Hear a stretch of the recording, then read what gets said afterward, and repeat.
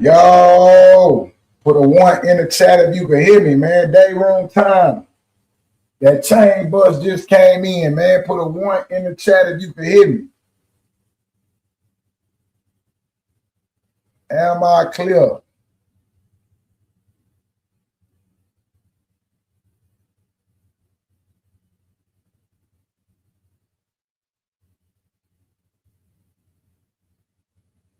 Put them ones in the chat if you can hear me. Am I clear, man? Hey, Dayroom time, man. Tell me.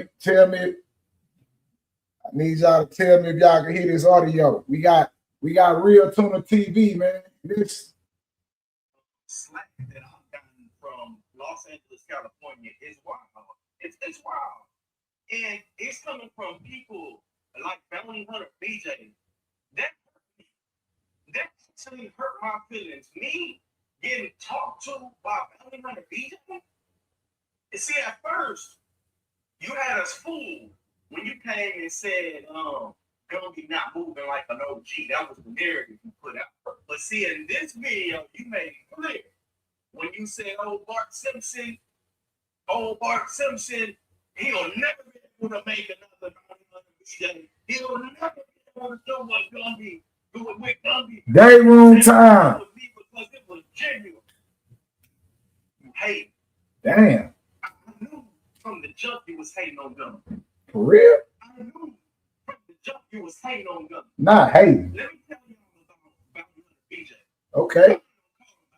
That's too much. Why not? What? So for those of you who don't know, he was Nino Cappuccino.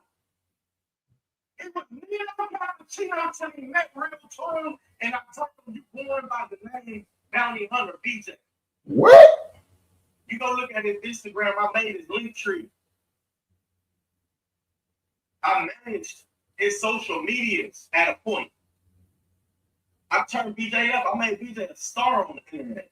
BJ was getting 100,000 views almost every video we dropped. Real Tune did that? Since then, he's been on Professor Millie Miller's channel. Shout out to Millie Miller, he's doing their thing. But you only get 10,000 and below unless you speak on my name. When you speak on my name, when you speak on my work, Gumby be in my work. Okay. When you speak on my work, you get to going up. And that's why you hate. You hate because I applied the same formula. Watch this. I gave the thing Hoover Gumby. What? Before, what? He was on internet, OG Gumby. Come on, giving everybody their name. Cheating. That's his thing. The chicken and cheating. Don't cheat and shake. I said it's already an OG Percy. Why you trying to be the OG? It's an OG Punta. The OG shit down there played out because everybody want to be an OG and ain't nobody really an OG. Come to find out, Gumby wasn't even an OG. He a little homie. So why are you going by OG? We gonna call you Hoover Gumby. What? We gonna call you Bounty Hunter. The PE teachers giving niggas their name. The jig is up. I wasn't trying to make another video. I don't even think about you when I'm making my content. The fact that you would sit here and hate on Gumby and go off on me as if I did you something ever, all I did was look out for you. All I did was put you out there.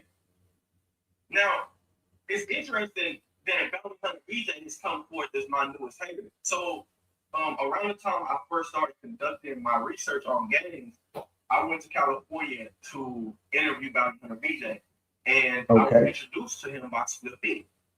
Well, Split B, he was hyped on BJ. He was really like into that. I wasn't messing with BJ at all. Oh, okay. Until I came across that discrepancy, and I was like, you know what? Let me go ask him because he's credible. He's a double OG nigger and Garden Bounty Hunter. So you're talking about a PE teacher, y'all. And so, but Bounty Hunter BJ wasn't on that time. Bounty Hunter BJ was making content and never went to the nigger cigar. He never went. I tried to get him to go. I'm like, bro, do this and we're gonna go crazy. He was like, no, I'm not on that. He's recently gone to the nigger because of the Gumby Hood vlog that I did in the hoop. So you really trying to recreate and reproduce and reduplicate what we did with the game. Damn. Yeah, Dayroom time, man. These devils finna open up, man. Yo, it's your boy CEO Hockey, man. We right here, man. Big day room tonight, man. That chain bus just arrived. And it arrived from goddamn me, Los Angeles, California. Yeah, man. Los Angeles, California chain bus just arrived, man. We got some people coming in the day room. Well, we got a gentleman coming in the day room all the way from where you say Folsom. Yeah. And he need to address something, man, because somebody addressed him and he needs to address them back, man. So that somebody is Real Tuna TV, man. PE teacher straight out of Richmond, Texas. Yeah. Y'all got to quit saying he's from Houston. He is not from Houston. He's from a plantation town called Richmond, Texas. Yeah, and his station is Real Tuna TV. But he got about one more minute. Let's see if he can finish this, man. Put a 1 in the chat if y'all can hear me, man. 56 people in here, man. Hit that like button. Put a 1 in the chat if I'm clear. Y'all know I will fuck up the audio. So I'm trying to see who all in here with me, man. 713 in the building, man. Theo, Bay City, what's good? Yeah, man. Shout out to Dre. Oh, man. San Bernardino in here. You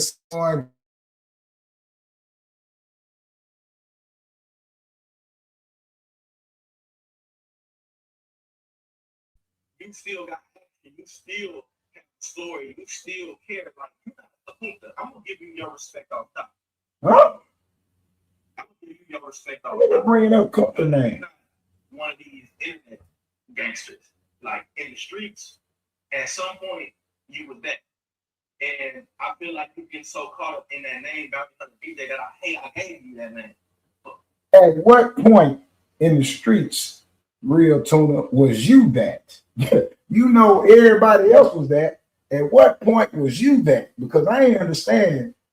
When did you become that? Yeah, I'm confused about your conversation and your dialect, man, because it sounds like you was that at one point.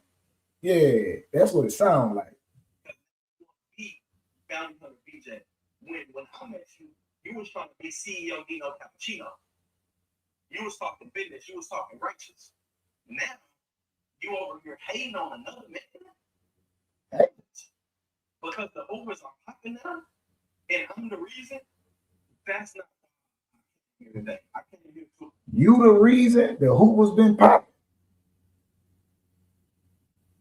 And I think popping ain't the right terminology when you're using the Hoovers, PE teacher. But anyway, you the reason the Hoovers got cracked.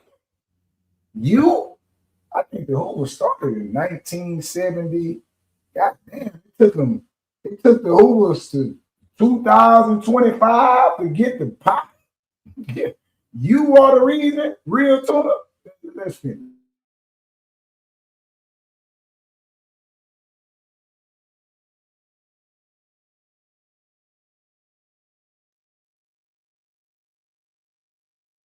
And Chris, because a lot of people somehow, some way feel, man, tomorrow, honorary vote. Shout out Bobby Hunter BJ. I know he's gonna be upset about this response, me calling him a hater, because he's hating on me. And BJ, leave me alone. I'm gonna just say that, bro. You done made 2 interviews hating, sneak. Oh, not leaving you alone. Why do you sneak this in? I don't know. Why do you feel like you feel me? Like why do you feel like you need to speak on Gumby and get Gumby away from me? I don't know. Oh, now you throwing Gumby into it. Boy, look at here, man. Ladies and gentlemen, this is the day room, man. And we here to address some issues that's been going on this day, on this internet, on this white boy speaker box called internet. Yeah, it's a white boy speaker box called internet. And we here to address a couple of things on here. And a lot of them revolves around this PE teacher, dude that went to college, got a degree in physical education and general studies from Richmond, Texas, a plantation town, how he has infiltrated gang politics and has stirred up gang beef on the internet, as he say out his mouth. He done got the Bloods popping and the Crips popping on the internet. Yeah, we're talking about PE teacher. But just to kind of dilute some confusion, we got some real people here from California that really done business with him. and some real, I mean, a real individual who this man has acknowledged, right, as a credible cat and as a representative from the bounty hunters, all the way from Watts, California, man. We got Bounty Hunter BJ in the building, man. Straight like that. We finna welcome Bounty Hunter BJ to the day room, man. Yo! Take these motherfucking chains off me, man. Get these damn shackles off me. Shit. Chaining me up. Hey, what it do, man, TV land? I'm in the building from Folsom, California, man. Folsom Penitentiary, that is. All the way down to Ferguson Dayroom, man. Fuck with my man, CEO Hockley, man. What it do, Hockley? Man, what it do? They gave me a little dayroom time, Hockley, finally, man. They took me off death row, man. Gave me a little free dayroom time, man. So I'm here with you guys, man, to set the record straight. Hey, man, as my young homie Kate, I say, sometime, OG, you just got to pop out on them, man. You got to pop out on them. So tonight, we popping out on this tuna fish. I told him, I gave him a fair warning, verbally. Shut your mouth, go on about your business, and leave me alone. Leave this one alone, because you know I'm not the one. But you chose to go make a video on me, man. So tonight, we're going to set the record straight. Once I complete this particular interview and this processing of the beginning to the end, to give all the youngsters out there, as well as adults in TV land and TV world, a full, clear understanding of clarity of what bad business is, disloyalty, betrayal, a bitch-made nigga, a young punk that a veteran like me allowed myself to get caught up in because I had a good heart to try to do business and teach a motherfucker something. So y'all stay glued to your seats, man. Don't go nowhere. Shout out to all my truck drivers. Y'all know how I get out, man. Shout out to all the lifesavers out there in the world, man. It's a collaboration tonight. Rules of Engagement and Texas Talk, man, Network. Let's go. Let's get it, man. So right there, you gave them a little brief rundown of why we hear what's going on, man. Just for the people out there in TV land, just introduce yourself as who you are and where you from, particularly in Los Angeles, California. Can you do that for us? Well, I am formerly known as an OG original legendary from out of Nixon Garden. For me, raised in Nixon Garden since 1969, going into 70. Connected to my neighborhood.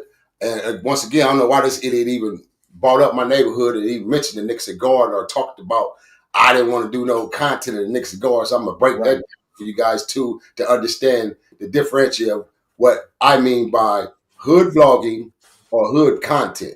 So I don't even know why that stupid nigga even mentioned that. But nevertheless, yeah, man, I grew up in Watts, man, a Watts native. Born and raised Kansas City, Missouri. Bloodline through Texas, man. Houston, Texas, Dallas, Austin. Primarily Austin, man. I got bloodline running all through Austin, man. You feel me? So Austin and Cali has been connected, man. We're well connected. So tonight, we're here to set the record straight as well. That this is not a state-to-state or a regional war based on two individuals or individuals who had words that was surpassing because a certain individual think he created this because he that damn smart. So we're going to crush all that shit tonight and educate you guys, man. Because really, as pissed off as I am, I can't allow myself to get on this internet and be mad at this Buster because I know he's the Buster. No, I take that back. I'm going to use the phrase a 5-5, a cluster. I know he's a cluster. This son of a bitch is a real cluster, man. So what we going to do is set the record straight, bro. It's simple. Talk to me, CEO. Right, man. I appreciate that. Now let's do this, man, because TV land is watching. And this individual in particular, fake journalist, because he has the thing to say that Texas gangs are fake, but it's really Texas media. A few individuals in Texas media is fake. He being one of them, keeping this bullshit going on. So let me ask you this. What's your relationship with Toon, and how did y'all meet or even start doing business? Like, how did he even enter your atmosphere? Wow. Great question. And to answer that, man, is this. It all started I want to say, to be correct, if I get the year off, you guys, don't chew me out. But I want to say 2022, the year the Fort Worth started establishing the Murder Worth documentary, which was produced, created by Bob Report and this sucker, supposedly. So my meeting and my whole introduction to this sucker from the very beginning was through Bob Report. Let's get this understood right now. Bob Report bought this nigga to me. So it all started, Hockley, where Bob did his homework on me, and he watched me for some months, and then he realized that, oh damn, OG just not no regular OG on the internet, man. This man has a background in film. This man has, a master's degree in film, an AA degree in film, and filming is his world. And not only that, he has a name in the music world. Feel me? He done been in partnership with Bun B for 13 years. Him and Bun run their own independent label. They travel the world together. He'd been with Scarface and just tons of names, just to put names of it to his resume. So Bob reached out to me, on a professional level, and that's what drew my attention. He hit me in my DM. He left me a message, informed me he was from Fort Worth, Texas, and that he was a YouTuber, a blogger, and that he was interested in talking to me because they were producing a documentary film in Fort Worth, aka Murder Worth, and being that I had strategic background, actual reality background into the gang culture, and I come from that, he wanted my interest and my input, and also they wanted me to come in and do a cameo appearance actually in the film, like pay me and do a cameo appearance and speak in the film. So I was already on the road, and then I went to Atlanta. So I'm in Atlanta with Faison. Me and Faison in Atlanta working. We had Tyler Perry Studios at the time. Matter of fact, this was COVID. This was COVID season. I know that for a fact. So I had to go to the studio, get my tests. I had to go get my tests and shit before I started working. So I went and got my tests that day. Bob hit me. He said because Bob was living in Atlanta at the time. So I met him at the Killer Mall out there in Atlanta, where they call the Killer Mall. We met at the mall. And I didn't like this son of a bitch from day one. And I let him be known to him in his face when I met him. And I told Bob right then and there, and my boy that was with me, one of my drivers and my boy that was with me, I was finna leave because I said, bro, I'm a very prompt person. I'm a timely person, man. Especially that I'm coming to meet up with somebody who's trying to meet with me to conduct business. This is not business for me if a nigga's 30 minutes late. And then so nevertheless, we standing in the parking lot and Bob is talking to me and asking me certain questions, trying to gain information based on the film world and, what should he go about as far as the doc, man. Soon as guy get here with the laptop and everything, I'll be able to show you a clip of the documentary and show you a trailer and what we got so far so that I can critique everything. So finally, here come this tuna fish nigga, man. This ugly ass ninja pull up. Little video, short, little meaty weak looking ass nigga, man. So mind you, like I said, I'm already mad, Hockey, but I'm on my business tip. I don't know whether these niggas got some change. Because the first thing I asked Bob was, what's your budget? Do you got a budget? Because I don't work for free, bro. I don't do nothing for free, bro. This is my livelihood for free. This is why I left the streets for. This is why I left my neighborhood for, to gain my credentials in this shit. And you think I'm going to turn around and do it for free? No, I don't think so. So when he pulled up, he jumped out. Bob got at him, say, man, you late, man. Ooh, they sidebar for a minute, talked to him, walked him over there, introduced him to me. He stuck his hand out to shake his hand at me, and I just looked at him. I said, check this out. And I ain't gonna front. I banged on him. I said, yeah, check this out, blood. First of all, young nigga, you 30-something minutes later, you taking up my time. I'm not on your time, little nigga. You taking up my time. And I don't even know you. I'm only here because this brother right here, the introduction to this brother, I don't even know you, homie. If you plan on doing any business with me in the future, I'm going to tell you right now, bro, you better not be late again, nigga. Because time is important and it's supposed to be prompt if you take care of business. Oh, yeah. Right. Oh, you right, my bag, OG, you right. Oh, yeah, you right. So you know how you be trying to talk that cool, smooth shit. I said, man, fuck all. I don't like a nigga with all that old shit. See, that shit right there, bro, irks me. Because it tells me things about ninjas like you, bro.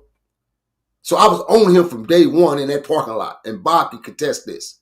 So nevertheless, I toned down on him and went on. He pulled the laptop up, sit on top of the car.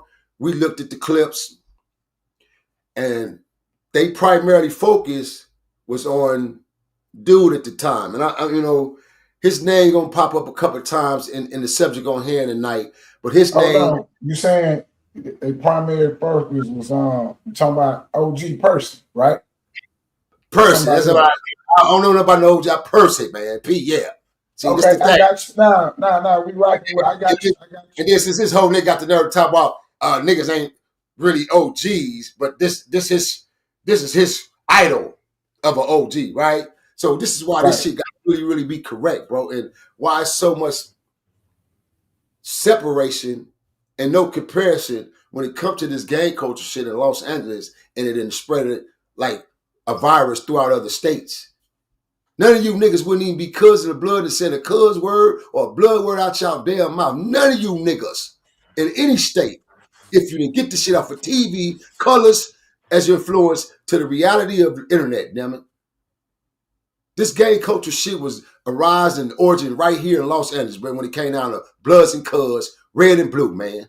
And that shit ain't from no braggadocious or no bragging aspect of it. It's fucking facts. And this is why this internet is bullcrap, bro, in so many ways, because it disconfused. It sends out the wrong messages to so many different people who really try to get on here and really be enlightened on certain things, especially a topic when it comes down to the gang culture. This shit ain't shit to play with, man. This shit was people's livelihoods. It still is right now today, especially as it's like now individuals who took on the gang culture in other states and other regions, it became their livelihood. Niggas done lost peoples in the gang aspect of this thing from what they believed in. Right. And then got a sucker like this that comes along and he want to toy with it like he's a journalist and a guru, and you ain't never did a day in your life in the streets, pussy. You ain't never did a day in your life as a gang member, under pressure, in some handcuffs, in a tank with 10 niggas that's against you. You don't even know these 10 niggas, but because you live on that block over there and one nigga spotted you, say, hey man, that nigga from the South over there. What? Let's go hit that nigga up, dog. And now you under pressure. You ain't been in that type of life, punk, but you want to come on here and play with real men. So I'm on your bumper, boy. I'm on your head. So in that mix of the introduction, I'm watching the clips, and he's highlighting dude. He's steady on dude about, yeah. He talking that fly shit. And when I seen Pete throw down the obituaries on the table, boom. Now, when I finally looked at him again, I said, wait, hold on. I told Bob, pause that, hold it. I said, hey, man, let me ask you a question. I said, is dude the Super Crip nigga that was on the internet a few years ago and he had a couple of boxing matches and he rapped? The nigga could rap his ass off. He battle rap. Bob was like, yeah, that's him, man. That's Percy. He from Forward. I said, hey, man, you know what? I'm going to be honest with y'all, bro. I said, hey, when I first entered the internet, I came on the internet, and I came on the internet through my introduction, was through Gangster Chronicles, my homie Mob James. Right. I went to do an interview with Mob James. I sat down with Mob James and Alex Alonzo, man. You feel me? And that was my introduction to this whole freaking this whole new universe. I'm with you. Universe. I was already on the internet, being via on tours, being the fact that I had the network and resource useful of the internet, running my businesses, running partnership with me and Bun, running my label. So I utilize the internet for those things. As far as being on the internet, being a part of this universe world, this metaverse of the universe, as far as the internet world, that wasn't me. So I only utilize it for as my businesses primarily. And if I came on, I spoke, said certain words here and there, promoting our stuff. When it was introduced to me and I did my first interview on Gangster Chronicles and did like 500,000 views, people cling to the Bonnie Hunter BJ story, getting to this whole ass nigga talking about he made me and gave my name. Anyway, funny shit, man. Funny shit, real funny shit. And so in the midst of that, I did the interview And so prior to the interview did great. And but I came on this show as an introduction as what I was then, CEO Nino Cappuccino, because that's who I wanted to continue to push on that level as far as the internet. I had already put myself in a position where I was blackballed. They snuffed me out the industry for about 9 years for slapping up producers and few directors based on they was trying to screw me out of my money. You feel me? Then I got caught up in situations where I had to check a few producers based on that funny ass crossover to the other world. You know, they try to give me offers and I went, old motherfucker. So I had to sit back and revamp my whole characteristics within the industry if I want to continue to pursue a career in my acting, producing, and directing and writing field. So I stepped back and I revamped myself, my characteristics. I repolished my attitude, my way of thinking, my homophobic as far as this industry itself, knowing that this is what is ran by. They are the gatekeepers. They are the individuals who cut these checks. The very same check that I get, one of them cutting my check, no matter how I got to look at it. So I had to understand that, okay, well, that's cool. I don't care nothing about Fruity Tooty cutting my check. As long as he cut my check or she cut my check, I don't care nothing about that in their world, what they in. And once I was able to separate that and realize it, it separated me and it took me to another equation as far as my business mind on it, because I came in with the mentality from the streets, bro, and handle this shit like I would handle business in the street. You get out of line with me, you're going to have a problem. I don't give a damn about you being no executive. I'm coming to your office. And at that time, you know, a lot of these offices was wide open in the 90s, in the 2000s, when you look and snap the dog shit out of them. Yeah, you can still walk in there. Let me ask you this.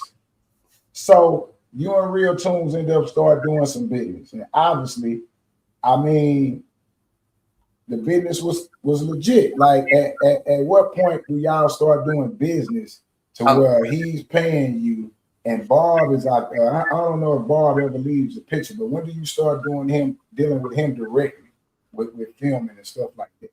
Okay, taking you to that, taking you out of the introduction, I'm gonna jump right into that for you. So as I said, I went over the clips. Now I start critiquing, giving my opinion on what I seen. And the first thing I told him, I said, yeah, like I said, when I seen Dude, I didn't like Dude, man. And when I first entered on the internet, my introduction to the internet, I want to fight that nigga. I want to get in the ring, get down with him in boxing. That was going to be my way into the internet then, if this is what it is. Yeah, I want to get out with the nigga.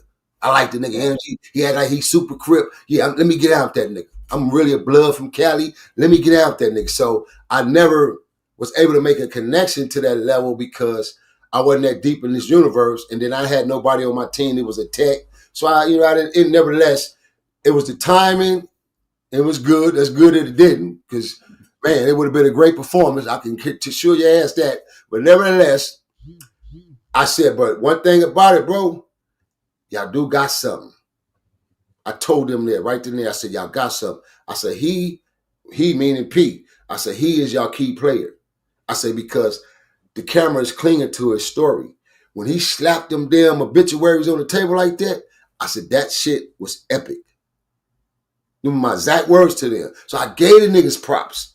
I said, what y'all got to do, though, y'all got to polish up certain things. And if y'all going to hire me on as a producer and bring me in, to do a cameo as well, then this is my part where I come in and I help you polish up these things. But thus so far, what I've seen with Psych, the other Crip brothers out there, I believe Kunta was on there too. Big Evil, Little Evil, the homies. When I seen what I seen, I said, y'all got something, bro. Y'all just got to edit this shit the right way, splice it, put some good scores under it, and you will have something.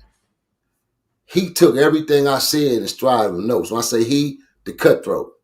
Bob took everything in stride of his notes, thinking they're a team player, they're a team. So they end up falling out.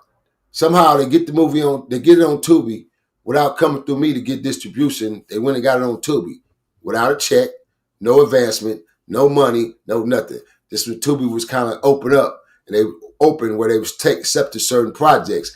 And for them, they was able to get it on Tubi. The timing was right for them. Them two niggas would have ate off this piece if they would have did what I told them to do. Even after they fell out and both of them came running to me for advice since he's so much of a teacher and he putting everybody on. They came and ran for me for the advice on what should we do, OG? Both of them crying to me. I'm playing the mediator between both of them. And I ain't cut no slack on neither one of them when I talk to them. I ain't playing the favoritism to him, and I ain't playing the favoritism to him. I said, look, nigga, first of all, if you don't own it, why is you trying to take control of it? So nevertheless, they fell out over the film because this cutthroat tried to take control. Instead of the cutthroat being a real smart businessman, he think he's super smart, but he's super dumb. I don't even know how they get past this idiot and gave him a degree. I guess they giving away degrees down there in that part of Texas that he graduated in. I guess they giving away paperwork down there. Yeah, I mean, shit, man, you could go be PE teachers. You know what I'm saying? But it goes to show you. Ain't that a jumping jacks and some sit-ups? Jumping jacks and some sit-ups, but it goes to show you what you're saying. Yeah. They had something real. They had something real. They had something that had all the potential in the world. But the problem is they get $0 out of it. Right. Because they and here go the thing. I'm not there. I just understand what you're saying. Right. You didn't put them together. You didn't put them together. They came together. That's right. And when it was time for them to get money together, they pulled out the knives on each other. Yeah, well, not necessarily, I wouldn't say they, because it wasn't Bob. Bob didn't pull out the knife. He pulled the dagger out. Because Toon pulled out the knife trying to take control over the project. Right, because Bobby, see, that's what he wanted. Both of them, listen, bro, like I broke it down to him. Anywho, we leave the parking lot, shake the nigga's hand, exchange numbers with Bob, get the nigga my number, Toonie my number, tell him, okay, boom, holler, y'all holler, let me know when y'all get the budget together. That never happened because they didn't have the money. They didn't have a budget. They was shooting from favors and who we know. They didn't have a dollar budget. They was just shooting on favorites. They didn't have no budget of a film. So automatically, no budget niggas, man. That disinterested me, period, right then and there. So Bobby, no budget niggas, man. Yeah, you dealing with the no budget crew. Yeah, so Bobby kept a communication rapport with me, and Bob was, calling. He was like, "OG, I understand, man. You professional, man. But as soon as I can get this money together, man. I'm really trying to get you. I'm really trying to get you on here, man, because we need something like that on here, man." So I said, yeah, all right, bro, just let me know. So about a year passed. After that year passed, somehow Bobby get the film on the YouTube through another connection, through somebody else, to the network, whatever. Whatever he did, Bobby got that film on Tubi. Not that nigga Tuna. Whatever Bobby did, you can call it dumb, whatever that little skinny ass. Whatever he did, he got it there. Nigerian / Jamaican looking ass little nigga did. He got that some bitch on Tubi, man. And when he did, he hit me. I said, Bobby, you got this some bitch on Tubi? I said, nigga, y'all finna eat. He was like, yeah, but nah, we got to take it down. You know what this nigga doing, OG? He trying to cease the movie, man, because I got up on Tubi and we still partners. I can't do nothing without him. I said, wait a minute, how you get it up on Tubi without releases? You niggas don't got releases on each other. Y'all don't got paperwork. And so just when I started breaking it down to him. So now he called me. So now I'm in the middle of them consulting both of them to stop arguing and bickering over the film. You dum-dums got your first and only project. You don't got a catalog, Toon. Bobby, you don't got a catalog of films. So you know how people lose in this industry? This is what I'm telling them. Stupid shit like this. You'll take your first very project and want to hold on it for 15, 20 years, and that time surpassed, and you miss the time on it, and you miss your opportunity because you thinking, oh, I'm going to get $1 million off this off the gate. That ain't how this business works. Your first project builds your resume. Your first projects push you in the lane of opening up a door. Yeah, you're going to get some money. You feel me? You're going to get some money. It all depends on how you set your terms up when it comes down to your deals. But the first thing dudes do, because they think they know this shit, they cling on the projects. And this is what this dum-dum did. He made a ball of confusion between him and Bob instead of just selling it from my advice that I gave both of them. Bob was willing to sell it. It was all the time he was playing the tug of war. He'd come to me and agree, yeah, you right, OG. Yeah, you know what, I'm going to sit down with this dude and talk about it. And yeah. But all the time, playing the old hidden agenda. So shit caved in. He got a cease put on the film, and Tubi snatched the motherfucker off because they found out that the film wasn't owned only by Bob. It was owned by multiple individuals, and there was no clearances. So the paperwork wasn't together. They dropped the film. So back to zero. Back to zero. So now we're going. He running around. Now they going on the internet. They going at it. He swearing down. He the director, the producer, the executive. I put all this together. I bought all these dudes and all this. I don't know what's going on because I don't know neither one of them. I just met them. I'm in the back, just like, okay. Nevertheless, moving along. 2023. Uncle Split been watching me already for a couple of years. Uncle was following me. He had already been watching me. Uncle was already up on me. Split DTV. Shout out to Big Uncle, man. Straight up. The real Texas. Uncle was watching me, man. Uncle was following me, right? For years.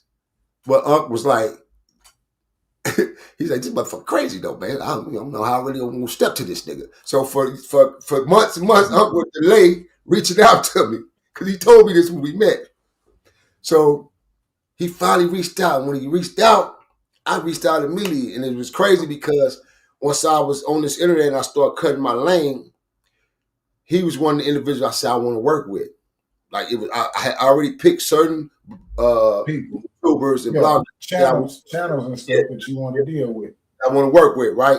That if they call me, I'm gonna get down with them and work with them.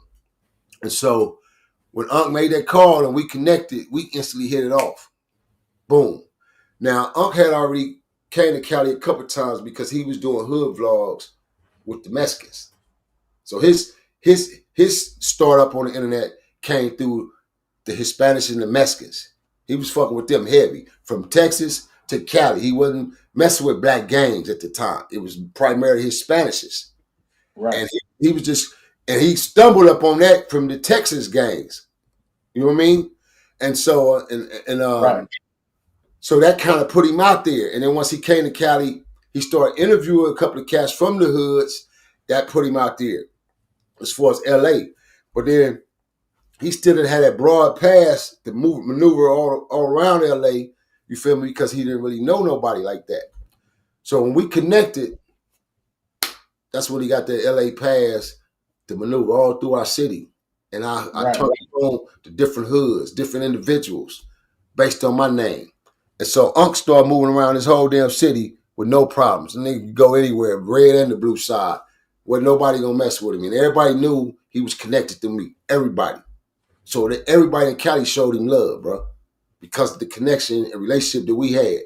So based on my design, my ideas, I came up with an idea and I said, if you roll with me on this, I'm telling you, I'm about to build us a brand and give me 2 years. This is a couple years down the line, but I said, give me 2 years at the most. Me and you gonna be on some Wallow and Gillo type shit. We gonna be big in this internet because I'm learning more and more. So, anywho, this is the introduction of me and Big Spliff. So, me and Spliff hit it off. Spliff come down, pay me for his first couple of interviews. We interviewed, boom, boom. No, I take that back. The first few interviews, I worked with Spliff to build on my channel, and we spit content. Once I started building my channel and realized, I said, wait a minute, because nobody told me. I had to do my own homework. And I said, wait a minute. Your own work. I said, wait a minute. So you mean tell me if you get this amount of views, you get paid this? So I went in, I started reading on monetization. I said, oh, see, one thing about this OG, he ain't a crackhead. He not a meth head. He not in the closet on somebody's drugs. He ain't sleeping in the park or in the basement. None of that. He got a real life, nigga, and he's smart and he's sharp. And what he don't know, he'll learn it. And he'll learn it fast. So I'm really willing to be taught still right now today. I'm not one of them niggas that say, oh, you can't teach me nothing, young nigga, older. No, teach me. If I don't know that shit, tell me, enlighten me. So Norm Steele is the responsible individual. If any nigga gonna get some credit for me, Norm Steele, even though I had to bust him upside his head, on this internet situation. But that nigga Shrek is the reason why I became so sharp and enlightened on this internet, because Shrek taught me the technical side from the very beginning. Because I watched him. I watched how he was building and putting other entities together under the Gangster Chronicle umbrella. And I go, right. Oh, this nigga sharp. I said, oh, he took 5 bloggers out of LA and signed them on the Gangster Chronicles. I said, oh, bing, bing, bing. Light bulb turned on me. I said, oh, I'm next. I'm next up then. I'm finna do that. I'm doing that shit then. I'm finna distribute it under rules of engagement, and I'm gonna build other entities under my company. But the difference, those companies are gonna eat with me. I ain't gonna be like these niggas greed. They gonna eat. Right. And I'm gonna set it all up where their check go to them and my check come to me. I don't want to do payouts. Right. Because now that leaves me in question where my partners can say, well, then how much did we really make, Cap? What was really on the books? You said you trying to get it right to them. They for their performance. So they can see in real time. I'm with you. Yeah, you're gonna see in real time. You're gonna see the number, you're gonna see what the numbers is, what we did, everything, the analytics, everything. So I had to learn that. And he don't want to talk shit. Nobody else, that's who get credit for me, nigga, when it comes to this internet world. No, I'm still talking the technical level. When it came down to the marketing and promoting aspect, Big Split. Big Split. Okay, Big Spliff. Because Big Spliff was the reason why the Bounty Hunter BJ character emerged. Because Spliff was fascinated with that character. It wasn't this bitch. Where did Real Tone come back in at? I'm getting to that, Hockey. Okay. Because it's like you and Spliff got it going, man. Where did the PE teacher come in at, man? Because he wanted a piece of the rock. That's why I was building up to that. See what I'm saying? He wanted a piece of the rock, since he gonna say what he built. So now, me and Unc popping on the interviews. And all this time, bro, I got a $250,000 facility called the Penthouse. Built-in green screen, the whole 9. Nigga coming in my facility. We recording in my facility. I ain't in the park on events nowhere. I'm in my facility. Right. When he seen that, he went crazy. He admired that shit. He was on my bumper. Oh, I love the Penthouse, man. I love the Penthouse. Hold on. I gotta slow you down. Real quick. So you and Unc doing y'all thing. Is Unc in LA filming you? Yeah. When we film, Unc fly to LA to meet, man. Stay up a couple of days and he at the Penthouse with me. Feel me? If he's going to interview a certain person, like I bought him anything in the industry that was celebrities, I bought him. I consulted them deals and bought them. So did Real Tunes fly out to LA on Unc, or did he fly to LA on you? Like who is he contacting to be able to make it to the Penthouse? So he just slid up under Unc to get to you. He slid under Unc to get to me. He already was you, Spliff D. Yeah.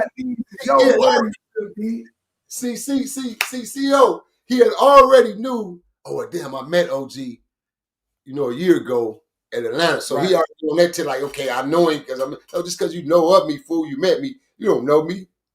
Right. I done built a 2-year rapport with this man already. We got 2 years already in the mix, going on our 3rd year. Me and Unc we had a 4-year run down there. Right, but I'm with you. So he trying to use the documentary history as a resume. As a resume to say y'all done did business. Now, nigga, you was a store runner that was late with the thing, and you messed up the whole deal. So go on. He made it to the Penthouse, and he ready to start living with you. Yeah. I ain't having that, man. He ready to live with you now. Go on, man. Yeah, Hockey. So now me and Unc, we on the run, man. So my thing is, I came in here, I built my own channel. When I built the channel, he wasn't nowhere in involvement, nowhere in existence. Norm Steele helped me build Rules of Engagement channel because the nigga owed me. So what I did, I said, nigga, then you gonna build my shit. I want my shit looking like Chronicles. So I put my boot in that nigga know I'm still back, nigga. Just real truth, real facts. They can take it how you want, take it, chop it up, it don't matter. It's the truth. Mob James knows the truth, he knows the truth. I put my boot in that nigga know I'm still big old 6 foot, 6'3", 4 foot ass nigga back and said, Shrek, you gonna build my shit, nigga. And I made a nigga build my channel, Rules of Engagement. He showed me how to put all the links in there. He showed me how to put the channels monetizations to and start teaching me how to read the algorithms. He showed me this because I was doing business with him. And I told him, I said, you're not finna serve me like you serving the rest of these dudes. I ain't one of your clients, nigga. We're going to become 50-50 partners. Right. You need the information. So you applied the pressure. It got up and rolling. Yeah, so the reason why we fell out and didn't continue the partnership was because he knew this goddamn nigga too smart. He ain't your average OG that, we can serve some pennies and crumbs to and give him some dope and get $1 million story from him. This nigga hands-on. And he knew this. When he served me that distribution contract, the same contract that I learned from him, I taught this idiot. And he tried to reverse it to me. We getting to that. So all right. So real quick, with Norm Steele, y'all reached the point of success to what Norm Steele wanted to make it like, man, I just want to sign as a distributor, right? No, he needed me. He needed me because he knew I was on my way for to blow up. Oh, okay, yeah, he knew you was a star. Surpassed Mob James basically because I was a great storyteller on this internet, right? And people clinged to me, and I was doing numbers fast. So he needed a backup plan because he knew him and Jay was falling out, and Jay was kind of getting tired of the bullshit because he felt like, nigga, you penny pinching me. So it was me that pulled the wool over my homie. I said, look, nigga, come here. Same way I just did Gumby, bro. I did Mob James the same way. I said, come same here. way. I put him to some. Well, I guess what I'm asking is the contract. Yeah, you did not sign the contract, but you got because you're intelligent, you got the information and understood what he was trying to do, and you thought you was sharing this experience, which is not experience, because now it ain't just information. You were sharing this experience with real tunes about the contract. Right. No, it wasn't just sharing the experience. Let me, because I'm building up to that, bro. Because go on. So what I'm saying is, once I learned the technical things that I need to learn, and I realized this contract wasn't for me. Wasn't nothing wrong with the contract if I want to be a greedy nigga, or if I wanted my company to produce greed on other individuals, then it's perfect. That ain't for me. But what I'm gonna do is I'm gonna take the formula and I'm gonna mix it and add my own little ingredients to the formula where I can win. I'm gonna build my own distribution umbrella under Rules of Engagement, but the cats I bring in with they companies, we gonna all eat and win. That's how I'm gonna win, because I'm gonna make sure they win. If they winning, I'm winning. Right. You know what I'm saying? And they gonna honor you. They gonna honor the hell out of me, bro, because I gave them they shots. So I took the formula for the nigga. I made him send me the formula. When I say the formula, the whole breakdown. How did you build this shit? I got the whole entire formula, plus the contract that he sent me that I denied and said, man, I pass on this deal, bro. I'm good. They end up going to Charlemagne, and Charlemagne ended up buying them out for some crumbs, which I try to protect them niggas from that deal. Nevertheless, so moving along, like I said, me and Unc working, we getting down. Unc is on me about, man, we should do a video. He said, you don't do video hood vlogs, huh? I said, no, nigga, I ain't gonna do no fuck. What? I said, think about it. And this is when I broke it down to him, and Unc understood it clearly, because I stopped him from doing hood vlogs, especially in the Nixon. I said, Unc, the last hood vlog you just did with my little homie Dirty, that's gonna be your last hood vlog. You can't do no more hood vlogs in the Nixon, bro. I shut that shit down. Any hood vlog that was going through my hood, the projects back then, was other niggas that was popping up from elsewhere, and that's because I wasn't down there regulating. If I was down there regulating, I'd have shut their ass down too. They wouldn't have did no hood vlogs. And the only reason why this ugly nigga ended up in the projects, because we was with Unc, And I green lighted that shit while I was on set filming somewhere else. I green lighted that shit. That was his only one chance and one time only to even smell the Nixon Gardens. So, as me and Unc working, we building our relationship, building our rapport. Dude, get it Unc. This is 2 years in the past. We going in 2023 to 2023. Unc called me and tell me, man, hey man, the real tune, Woot want to meet you, man, and he want to interview you. I said, want to interview? I said, nigga got some money up, nigga got some change. He said, well, he do his little thing, man, but you know what I'm saying? You know what I mean? He'll pay. I said, man, well, shit, put him on the phone. And that was our introduction. So when I put that ninja on the phone, being then I was building my brand, I was building on myself, I already had certain fees already set for my interviews. Being that I know that if I'm dealing with a smaller platform to a major platform, the numbers are different. The fees are going to be different. If I'm working with somebody who's a startup company and I like you, then I'll work with you with a feasible fee because you my peoples. You black and you my peoples. Right. So this is how I operate. Same way me and you just had a great introduction with one another, bro. Feel me? Because you my peoples. This ain't got shit to do with no red and blue or you a Crip and blood or because you down there, you doing blogs and this nigga said something about you and he said something about me, so we going to congregate together. No. We're two real men, two real warriors from two different walks of life, two CEOs who's really handling their business in life, who recognize the real, bro. And we come together to collaborate to teach and show to other people this is how real is supposed to be, bro. Don't never let fake shit infiltrate what's real, man. No matter who you are and where you are, bro. And that's the problem today, man. So moving along, I went on to accept the introduction from this fool. Gave him a fly zone to Cali through Spliff. The very first time he came to Cali, Unc went off on that nigga. What?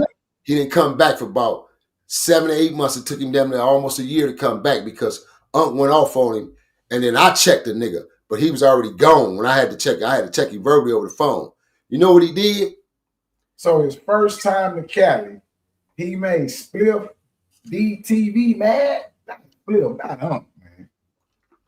Look, I done heard him over the phone. I done heard they arguing. We on three-way. I done heard him barking, shoot his little subliminals to Unc. Unc is like this. Unc is quiet, laid back. He'll go there, but he laid back.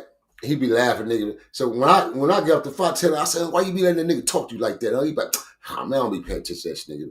So that's how I learned Unc ways. And say, okay, see, Unc different. That's me. It's a different ball game. But that's how I learned it. I said, okay, so I'm starting to learn this nigga because how Unc was dealing with it. Anyways, so when they fell out, the reason why they fell out, Unc called me and said, man, you know what this motherfucker did, man? He said, man, this motherfucker come out here and he didn't rent a undercover car, a little bucket. You know how the little cars we be having when I come out here, we rent cars, we move around, man. And you know how you be having me certain places we move, and then you tell me, don't move here or don't go there, nigga, because this it's a highly gang-infested area, and nigga, you will get hit up. So don't, if I ain't with you, don't go here. Or if you in this same area, make sure you use my name. I'm schooling up. This nigga, he want to be up now. This your first time to Cali. You've been watching Unc from the camera move in Cali and move around. Go eat at places. Do content and eat. He want to be like Unc. Oh, I got to touch Cali. Now I got to get to the West Coast. He bought his little narrow ass out here and went to rent him a convertible Mustang. Hemi. With the Hemi. Right. And got his little narrow Bart Simpson ass in the car by himself. Mind you, they in Inglewood. They right next to the damn airport. They got to run to the airport to get up out of here, nigga. That's how safe it is. They in Inglewood, nigga. Right. You in Inglewood, you think you're in a very safe haven place, but you're not. Wolves is everywhere in this city. All it takes is one wolf to be standing on the corner at that spare moment and see you put him back in that hotel, go, oh, man, who's that nigga? Bam. There we go. You're a victim now. You become a victim to a robbery. Victim. You know what I'm saying? Because you're moving vigilant. You're moving just because you think you knew what you're doing. And he a weenie. And he a weenie for real. Unc is moving the way I done taught him. So he can go back home to his wifey and his family and his kids.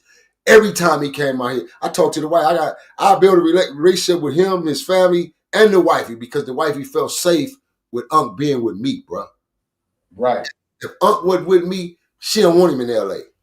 Straight up. His wife tell, if you ain't with me, I don't want you down there, baby. I don't feel safe. No. You feel me? So right. Unc got on this nigga because he tried to move around L.A. buying pussy. I'm going to say it again, TV land. He tried to move around our city and buy some pussy. He want to go to a strip club. He want to be seen with the girls. Don't nobody know your little ugly ass nigga. So nobody knows. Plantation town. And you want to be out here like he a gangster. You feel me? So that was the first incident. But that got him barred for 6 months. You say Unc ran him off and he ain't come back for 7 months. Several eight months. Because I was pissed off too. Because I had to tell him, like, yeah, young nigga, you don't move like that. Feel me? You don't move like that in this city, boy. Niggas have you. You can't just pop up certain areas in certain places. And so moving along, so now 3 years have passed. Me and Unc hot. We hot as shit on this internet.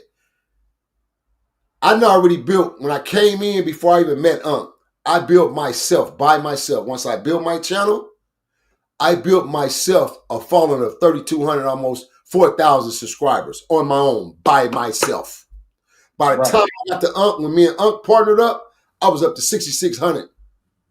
Unc said, we finna get this bitch up to 10K by such and such. So we set a goal date for ourselves, which gave us 7 months to a year that was left. And me and Unc said, we finna pop that 10K. So that's why I started coming on, telling the people, hey man, we need to get them numbers up. We need to get to 10K to such date, such date. So every time me and Unc did a show, I was promoting that. We hit the 10K. Turn around and did another 6K by myself to 16K. So I'm giving you these number patterns. So when we go back to the fact of how did this whole ass, and he made you right. Giving history. You feel me? So now round 2, I get a phone call because I'm mad at him and I'm mad at Unc. At this time, I'm mad at him and Unc because Unc did some shit. Not going into details, but it wasn't nothing that was real, a violation. But it just kind of ticked me off. And I had to get on him. And as business partners and as brother, big brother, little brothers, you feel me? As relatives, we gonna argue. We don't get back and forth, man. Yeah, we gonna have certain debates about certain, especially if you're doing wrong about certain things, and I got to get on you. And so that's how our relationship was. I used to have to get on Unc about certain things, and that certain thing was communication, because that shit is important to me, especially when you're doing business with somebody, bro. So we continue to build. We build our relationship. We build, man, our personal relationship as well as our business relationship. We handle our business. We doing our thing. We eating. We getting money. The first year I worked with Unc, I gave everything to Unc based on my promo and the fact I wanted to build my channel. After that first year, I started collecting my fees. We started cutting the checks on content. Or if Unc say, I need to get you on exclusive. I want this for this current affair. I need you on exclusive. Uncle cut the check. He'll pay me my fee. And I started out with $250 to $350 to $500 an hour. These was my fees. Uncle would pay my fee. And we were business partners.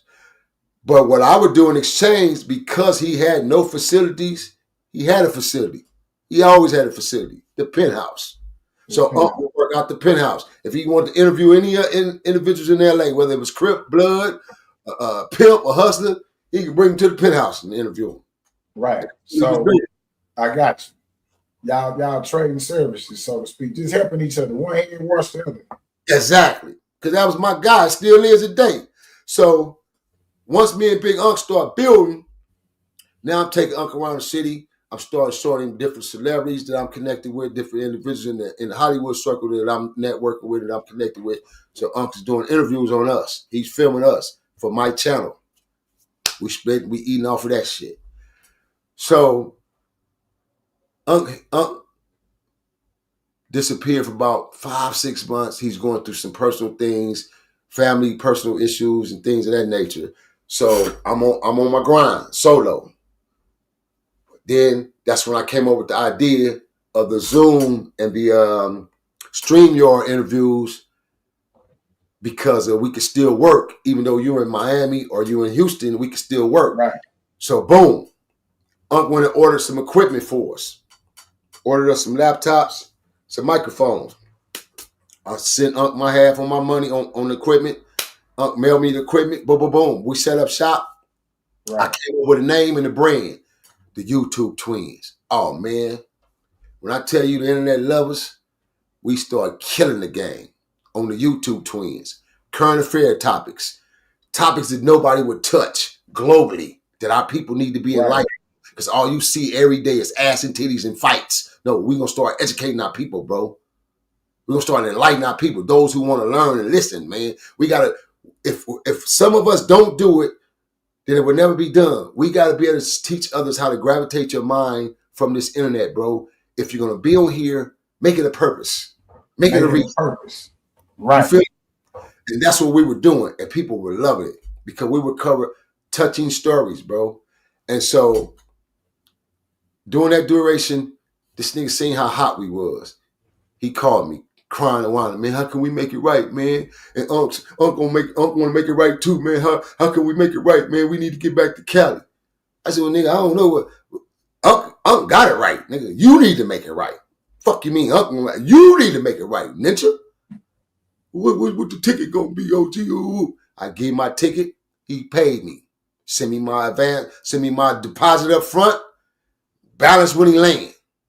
When we go to work. So the same thing. I built a rapport of business with this ninja from that start. Based on Unc. Because Unc co-signed for him. That's the only reason why I went on and said, all right, fuck it, Unc. I'm going to do it because of you, Unc. You know what I'm saying? Yeah, just get your money, man. Just eat and get your money and just keep your eye on him. I said, I'm only doing it because of you, Unc. But he got one time, Unc, out of line. I'm going to stomp his head in, Unc. I'm going to stomp this little nigga head in. Because I don't like them slick talking, trying to be cool. Bro, you know what I mean? I'm a real one, bro, that grew up around real individuals. I done seen the best of the best from them all, bro. You can't slick talker, nigga. Feel me? Well, he be trying, man. He be trying his little heart out. Man of integrity and intelligence. You can do that to these dum-dums. You can use one of your little college words. It's going to fly all over their head. You can't do that shit to smart, intelligent individuals, man. That's way smarter than you, who's been living before you and got way more life experience than you. But you think you can. So, moving along real quick.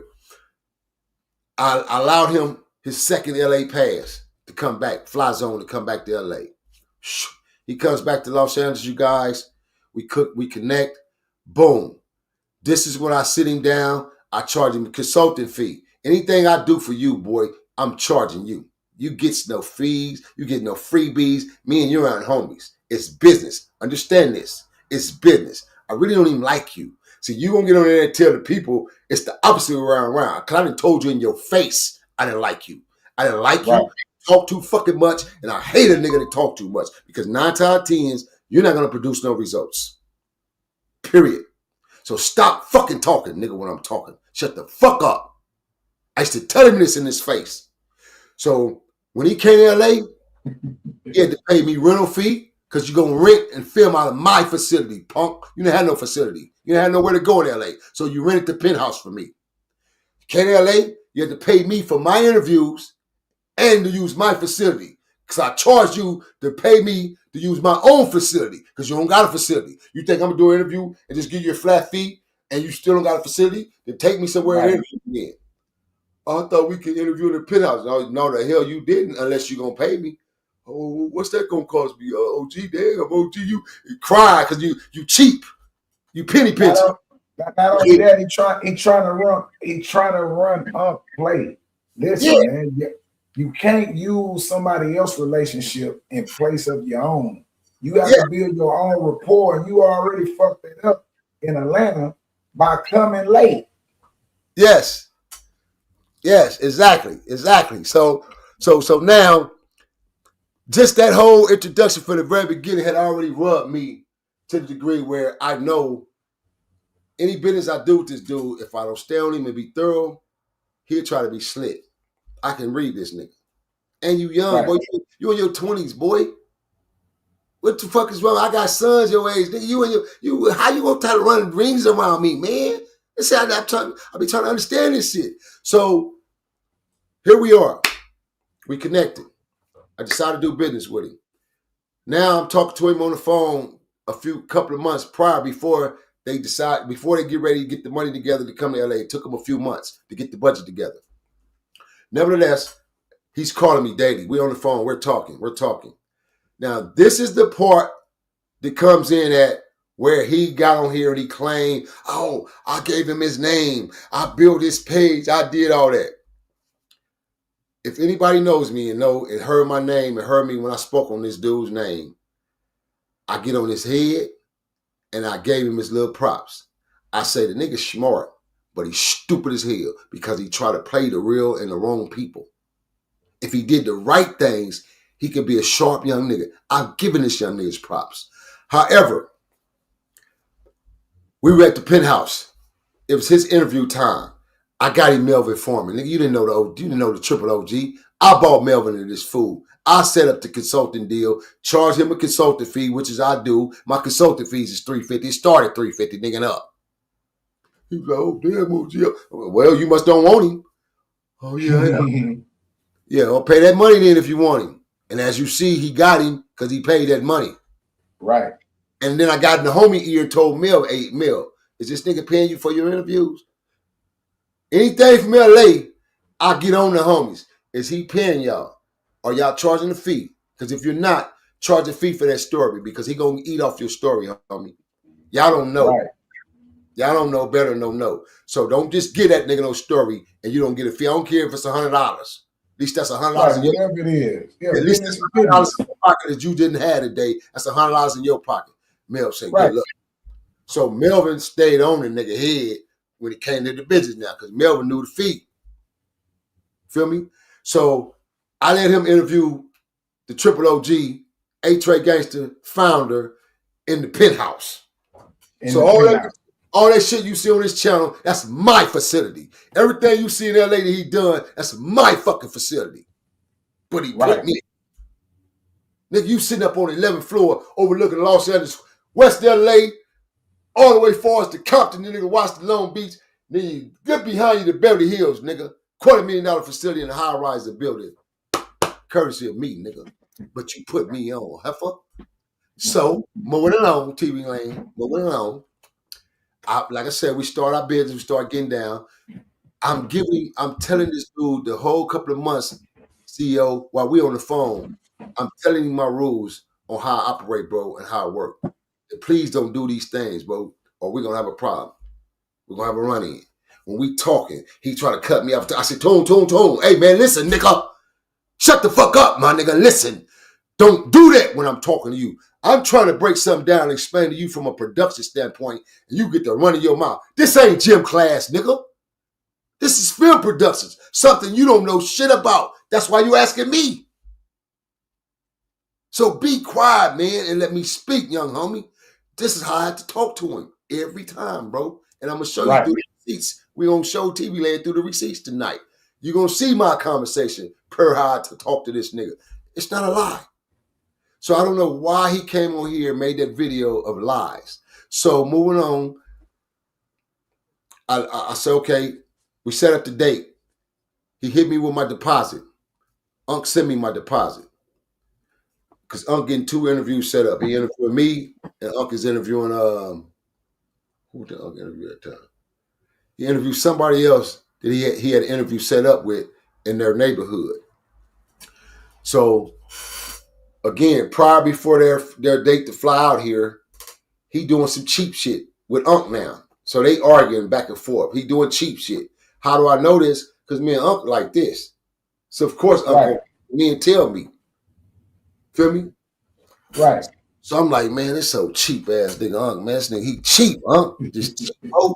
How anybody gonna do business? You can't do business in your You life, bro. can't do business like that, man. Don't lose, man. In any business, you're gonna take losses. It's gonna be ups and downs, bro. That's the only way you win, fool. Right. You can't be cheap. You know what I'm saying? So, Hey, real quick, I want to just clarify this, right?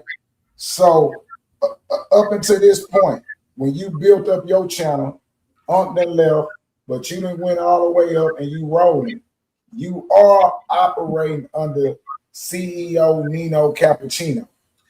right there. So let's stop right. Let's go in from right there because that's where I was getting at. Right. So the name CEO Nino Cappuccino, TV Land. I came in the internet as CEO Nino Cappuccino, not Bonnie Hunter BJ. I came in here as the same way I was already established in the industry with a 14, 15-year resume and a report in the industry. I had a name in the industry already as CEO Nino Cappuccino. Everybody and mama knew me in the industry in Hollywood as Nino Cappuccino. So I said, why would I change my name on the internet? Why would I go on the internet with a different name? I said, I don't want to do that. It was Unc who first got in my head because Unc tried to change me to that level because Unc seen the vision. I didn't see it. Unc seen the vision from a YouTube perspective because Unc had already been on YouTube 5, 6 years, 7 years already. So of course he seen the vision and he built his channel on controversial and certain bullshit. Right. And it was him that got on my, he said, we'll be sitting in the penthouse eating. We eating lunch, dinner. Nigga, this might be 7, 8 o'clock at night. Unc in LA with me. We sit in the penthouse eating dinner, nigga, eating this shit, chilling. And Unc say, man, I'm telling you, big dog, you gonna be mad, talk your shit. I'm telling you, big dog. I'm telling you anyway, man. Hey, man, I'm telling you, big dog, they love you, boy. They love that Bonnie Hunter BJ, boy. You tell them Bonnie Hunter BJ stories? Oh, boy, they love that shit, boy. Talk your shit, D. You need to talk your shit. I say, Right. fuck you, Unc. I don't want to build that type of characteristics around me on the internet, Unc. I said, Yeah, we trying to get away from it because it's real. Why? I said, Unc. Yeah. I said, Unc, you know what typecasting mean? He said, Yes. He said, well, no, what typecasting is? I said, typecasting, bro. I said, it's just like the industry. I said, why do you think when I went in the industry, I could have went in and just studied as just a regular actor and went in and learned certain skills. I went in and I studied and I mastered as a method actor, bro. All the big names you know in the game, this big name, start from Denzel himself on down to Morgan Freeman, all of them are method actors. I said, I want to be like them. I want my skills to be impeccable. I know I have those skills already instilled in me. They're going to teach me how to pull it out of me.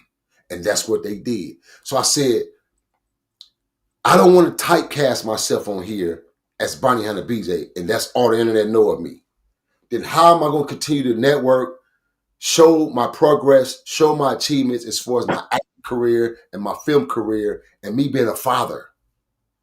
How am I going to separate all that and show it, Unc, if I'm stuck in that one character? He said, oh, I see what you're saying. I see what you're saying. But, why not do both? That's how Unc hit me. You know what I'm saying? He said, why not do both? I said, we lost Hockley? No, I'm here. Okay. So he said, why not do both? I said, let me think on that shit, Unc, man. We quit sweating me on that Bonnie Hunter BJ shit, man. Come on, let's move on, man. We see you on Nino Cappuccino. So that's why if you go to my channel and you notice and you'll see me and Unc's first year or two of shows, you'll see Nino Cappuccino. You don't see Bonnie Hunter BJ tagged on my shit. You see CEO Nino Cappuccino. Because I told so I guess my question is, why is Real Tune publicly saying? I'm finna answer that right now for you. Okay. All right. For you. So Unc is steady on me about the public wanting that name and wanting that person.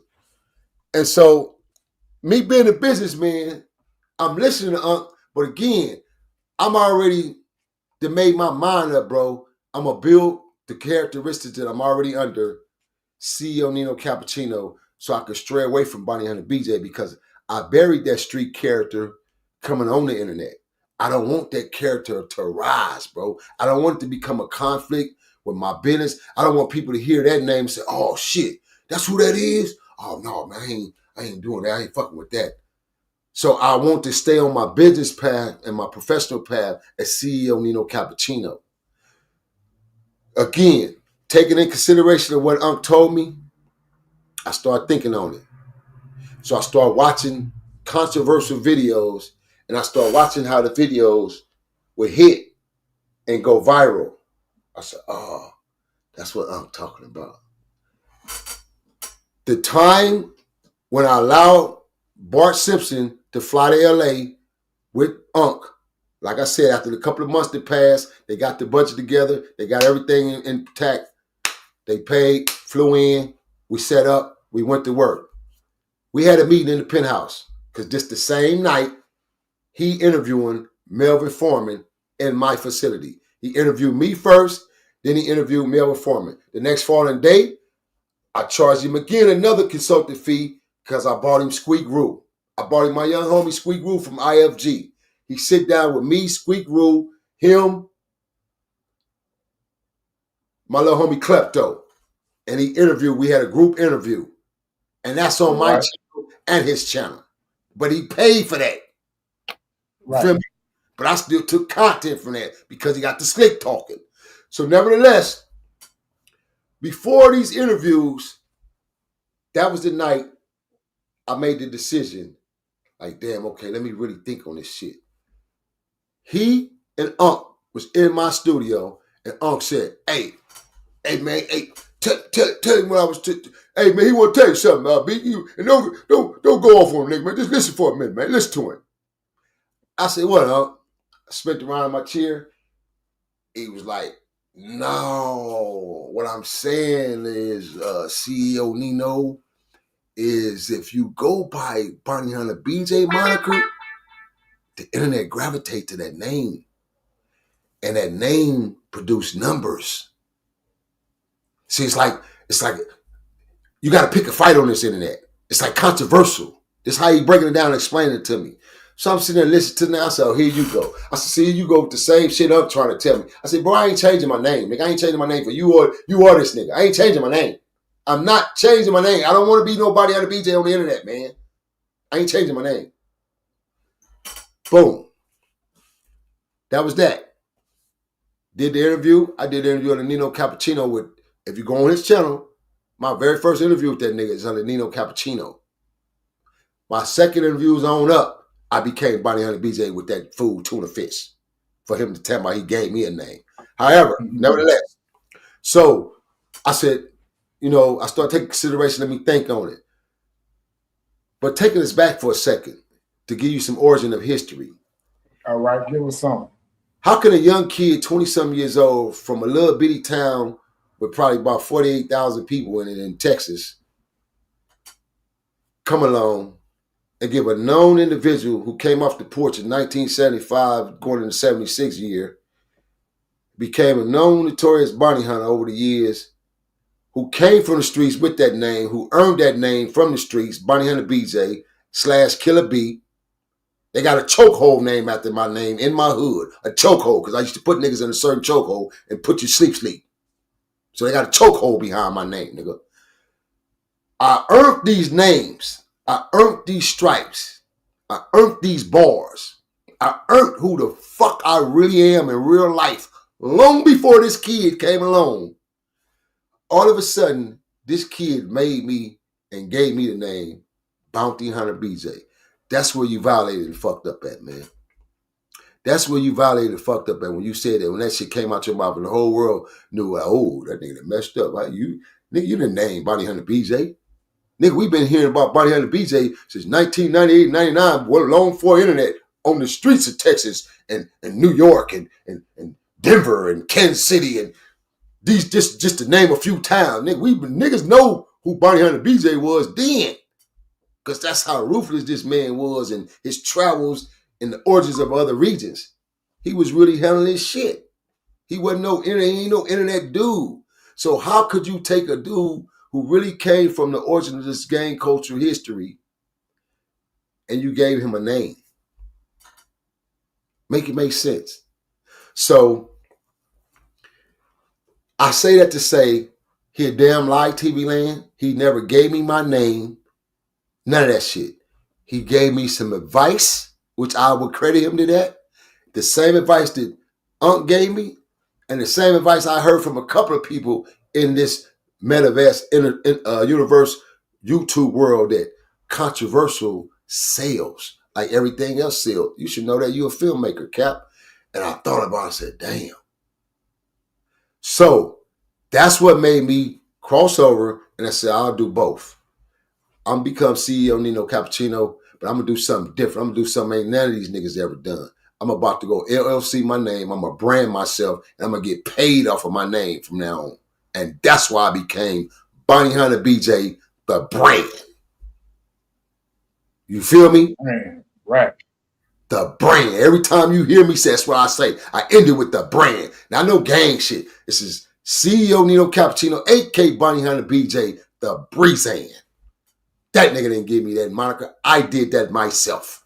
I just took his advice and Unc advice, and I ran with it like any other smart bitch would do. So this is what you see today. So for him to sit there and braggadocious and you little ugly mutt, and say, and Gumby, homie, I already had a conversation with Gumby. That's my boy. That's Gumby is Gumby, who he is. I already got in his ear. Now, if that man is a grown man, if Gumby chooses to continue his path to deal business with this dude, that's Gumby's business. I don't got nothing to do with that. I don't have a hater in my bone. This nigga lied, right. And he went backwards to go on so far to say, why is Bonnie Hunter BJ hating on me? Because he hating on me. So I'm going to ask you that, BJ, real quick. Because one, you did something very smart. Not only did you go with the name, you trademarked with the name and made it a brand. And so just for TV land, so people understand, they didn't give you the name, like you're saying. They told you to lead with the name. It's like me. In my life, some people know me as Kryptonite. But I really didn't want to lead with that because I'm CEO Hockley in today's time. I'm a father, I'm this and that. So if somebody say, hey, man, you need to go with the Kryptonite, man, it worked. And then I go with the Kryptonite and it started getting millions and millions of views. Right. Why would that person say they gave me that name? You gave me some advice. And then let's get to that. He said because he want to create hate. He want to create the division between Bloods and Crips with the Gumby and BJ thing. He want to use his little gym teacher manipulation tactics like we are school kids to convince us that we don't like each other. And he say he made the Hoovers hot on the internet and BJ don't like that. No, nigga, you made a nigga go to jail on the internet, nigga. Yeah, you got a nigga now calling in from jail. You ain't done nothing for a nigga, but fucked up a nigga life. BJ was trying to stop you from fucking up Gumby's life through the internet for attention where you only benefited from it. The Hoovers don't like you. The Bloods don't like you. The internet don't like you. You ain't done nothing for nobody, nigga, but tried to give people attention in an exchange that you could be significant to somebody. Nigga, if you want to be significant to Gumby, born him out of jail. Yeah, but bail him out. Bail him out. And that's no disrespect to Gumby. That man, the realest thing a homie could do for another homie is free him, my nigga. Regardless if he come to your platform or not. But no, not all of a sudden, you ain't with the gang shit no more. When it's time, you know, it's the same shit white people do to it. Just because a nigga black don't mean that he can't culturally appropriate the situation. It's the same situation because now Gumby's in real trouble. And Gumby it's like what the internet didn't put Gumby in jail. No, but the internet exposed Gumby to where he done messed up some of his alliances that could have helped him get out the situation he was in from fucking with you, nigga. Right. Yeah, but you don't say that. So I'm gonna give you a chance, and I know I didn't went where I didn't went with it. But real quick, why does he feel the need to say what you was trying to do for Gumby is hating? Well, that's because he no longer has a rapport with me from this last situation that I set myself up on, and I let him do it again, and he violated. But I couldn't get a hold to him because the sneaky ass, he went around me. When my overplaying, see, he don't know.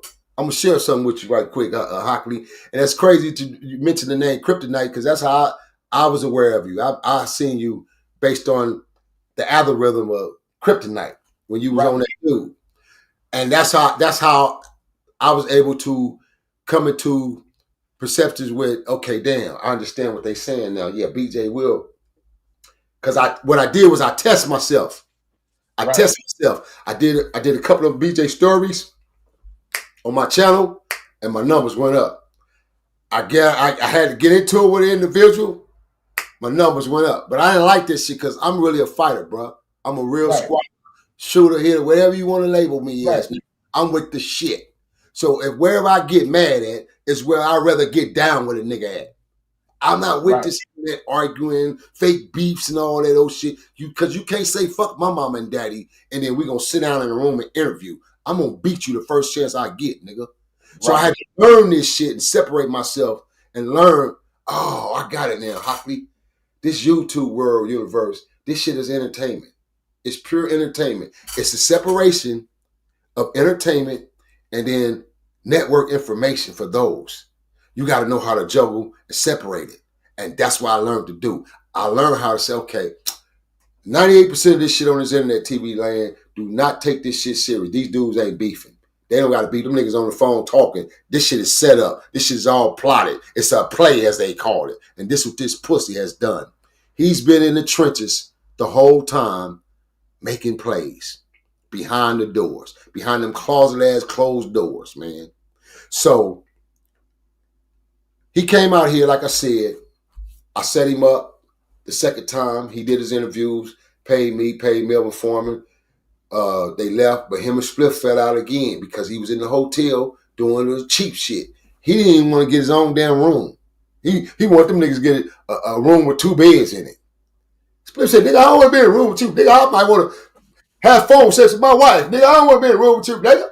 Fuck you, can't hear this nigga talk about he want to get 2 beds. He want to get. I said, that nigga cheap motherfucker, huh? Why you say that nigga tried to sleep in the bed with him? Yeah, he wants to get a room with 2 beds. I'm saying, I mean, up damn near 300 pounds. Tune trying to sleep in the nigga room, man. I know that nigga up in there farting and snoring. Nigga, I wouldn't want to be in that motherfucker, nigga. You know what I'm saying? Because I'm finicky and picky, nigga. I cannot be sleeping around no nigga that's snoring. I'm told, you feel me, Bob? I'll snore. But nigga, let me go to sleep first then, nigga. Because I don't want to hear it. Right, so they done flew out to LA, and once they get to LA, Tune and switch the player and try to go in Unc room. Yeah, and they went half on shit. He don't want to spend his half of the money now. Unc arguing with him about that. So Unc is mad. Like, this is my last time. I ain't fucking with him no more, B. So Unc told me. But he told me after. If he would have told me while they was still there, I'd have slapped him up. Right. But Unc told me after they left. So he gone now. So here we go another whole year. What separated me for him another year was when he left down for after Unc. I'm on him on the phone. We talking. So now I'm going by the Bonnie Hunter BJ moniker. It's working. It's rolling. It's working. So I called this nigga one day. We on the phone. We talking. And I asked him. I said, hey, dog. I said, how do I do the shit on my IG where I can hook up my links where they all together? What's that called? How do you do that? He said, oh, what you want? You want links? He said, don't worry about it. I'm going to hook you up. He said, what I do is I ain't going to charge you that much. You feel me? But it's going to cost you a fee, Bonnie and the BJ. You know, it's business. It ain't nothing personal. But what I'm going to do is I'm going to have my tech team hook you up, and they're going to take care of that for you. I said, first of all, he gonna have his baby. He gonna have his baby mama that he. Hold on. Yeah, hold on, man. Listen. I said, hold on, pussy. First of all, what you mean? It ain't gonna cost me nothing. I said, all right, it's cool. No, nigga, I'll pay whatever you want. Whatever it is, I'll pay it. But I guarantee your ass, when you come out here from here on out, and when you want to use my facility from here on out, just remember, every dime and dollar I need mines, nigga. When I give you the number, don't cry to me, pussy, because I don't want to hear it. Now, what's the ticket? What I got to send you right now? I sent him the money. He sent me over to the tech people. It's 2 young girls. As I'm talking on the phone, the girl get a complex and say, "Oh, he talks so mean. He talk." I say, "Hey, man, I don't give a fuck about that girl and her complex. You got me talking to some kid because I'm a real businessman and I know my shit." I say, "I'm sending my notes and I don't have time to sit on the phone with someone for 30 to 40 minutes to tell you what I'm paying you for and I already gave you the notes. Then you're not professional. What are you doing then?" I said, "Nigga, you had to take something off my pay then or something, nigga. Or I thought you was doing this." So anyway, I ended up getting my link tree done and a couple other things done that I paid for. Right. Fell out with the pussy. That nigga went in my page because I gave him access to it at the time. And he took some shit off that I had paid for. I said, "I'm gonna fuck this." Excuse my French TV. I said, "Ooh, I'm gonna beat this nigga." So what I did was locked him out, changed my password code up, and because he would clear my link board and all that, he would clear that out. So I had to go back in stuff he was supposed to do. I had to go back, rehire somebody. They came in and cleaned up shit that he messed up, bro. So I got my link tree done all over. He didn't do shit basically. Feel me? I paid him. He did what little shit he did up front, did a little few links. And he showed me how to do the what's the pictures that you blast on the stories? Stories. Huh? Like the stories and the reels? Yeah, but it's a name for it. He showed me that. He showed me how to do the because he was telling me and because Unc told him. Like you talking about like the highlights? No, you know, the photos you put on that we put on before you know when your story is up and you see it on the algorithm and you see that particular photo and with the thumbnails. There we go. That's the advice. That's the second advice he gave me that I took from him. He ain't made shit of me. He gave me some advice, business advice. But in exchange of the advice he was trying to give me was to cut his bills down. That's the only reason why he gave me the advice. To cut his fees down. Like, yeah, man, you know. He said, yeah, you know, and also can I can go in and take your pages and put them professional thumbnails on there, Cap, because you're gonna need them. I said, what the hell is the thumbnail, nigga? He said, you know, the picture, the photo. I said, oh yeah, I'll be seeing that shit. That shit dope. I said, yeah, I don't know how to do that tech shit, man. So I said, all right, fuck, what's the fee? I paid him for the first few thumbnails he did for me. The thumbnails on me and Melvin Foreman on my pages, he did them. The thumbnails on me and Jay Prince and them, and he did them shits. I paid for that shit. You feel me? So boom. After this, and I started sitting back doing my homework, and I'm watching this thing, that cut, and I'm watching him. I said, man, this dude think he's slick. So now, the true separation and falling out came. But before I get to that, this is how I came across P. I seen P working with him. So when I seen P working with him and I seen how him and P was working, when he did come to Cali or when me and Unc was working, I always gave that nigga his props and shouted that nigga out. I didn't even know that dude. I just shouted just because he was a brother in Texas. He was down there trying to do his thing. And I had already got off the Super Crip shit because I didn't even realize, oh, that's the same nigga. Because the nigga looked, he was so. Right. His appearance had changed. I mean, everything. Like, yeah. You know what I mean? Because this ain't the same nigga I went to box 7-8 years ago. This was like my size that I am right now and chunky looking. And it would have been a good rumble. You feel me? Probably. But still on and all, I said, this ain't the same dude. But anywho, I used to give him his props, bro. Every time, every chance, I would shout him out. Because I was setting that up for me to come to Texas to do a sit down with him. So that's why I started promoting it and networking it like that. Me and Unc. Right. Doing business. So we finna get into that, and I'm gonna set it up like this. In this part of the story, we're gonna tell the story on how Real Tuna end up snaking Bob, Unc, Spliff TV, and BJ Bounty Hunter.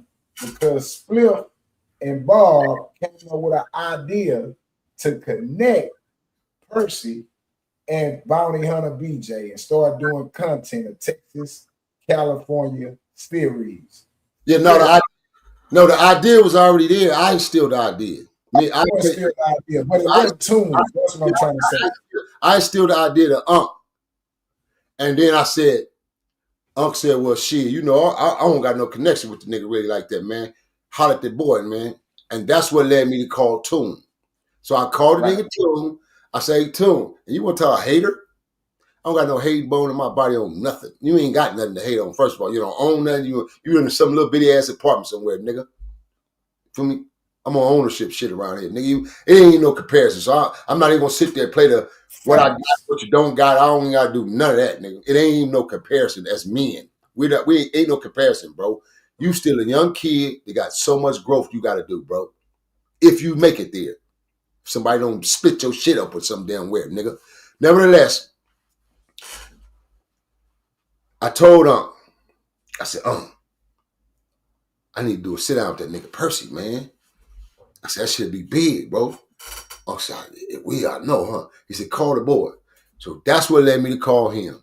When I called him, yeah, I see what I can do. I see about, yeah. Nigga, ain't no you can see what you do. All you gotta do is say this is what it's gonna be, and he gonna do it. Cause you run that over there. Ain't that what you say? Ain't that what you tell us? You run all that over there. Whatever you tell that nigga, he your robot. He gonna do whatever you say. And I hope him seeing this video and this internet, this interview we're doing tonight, I hope that man really sit back and don't get in his fucking feelings.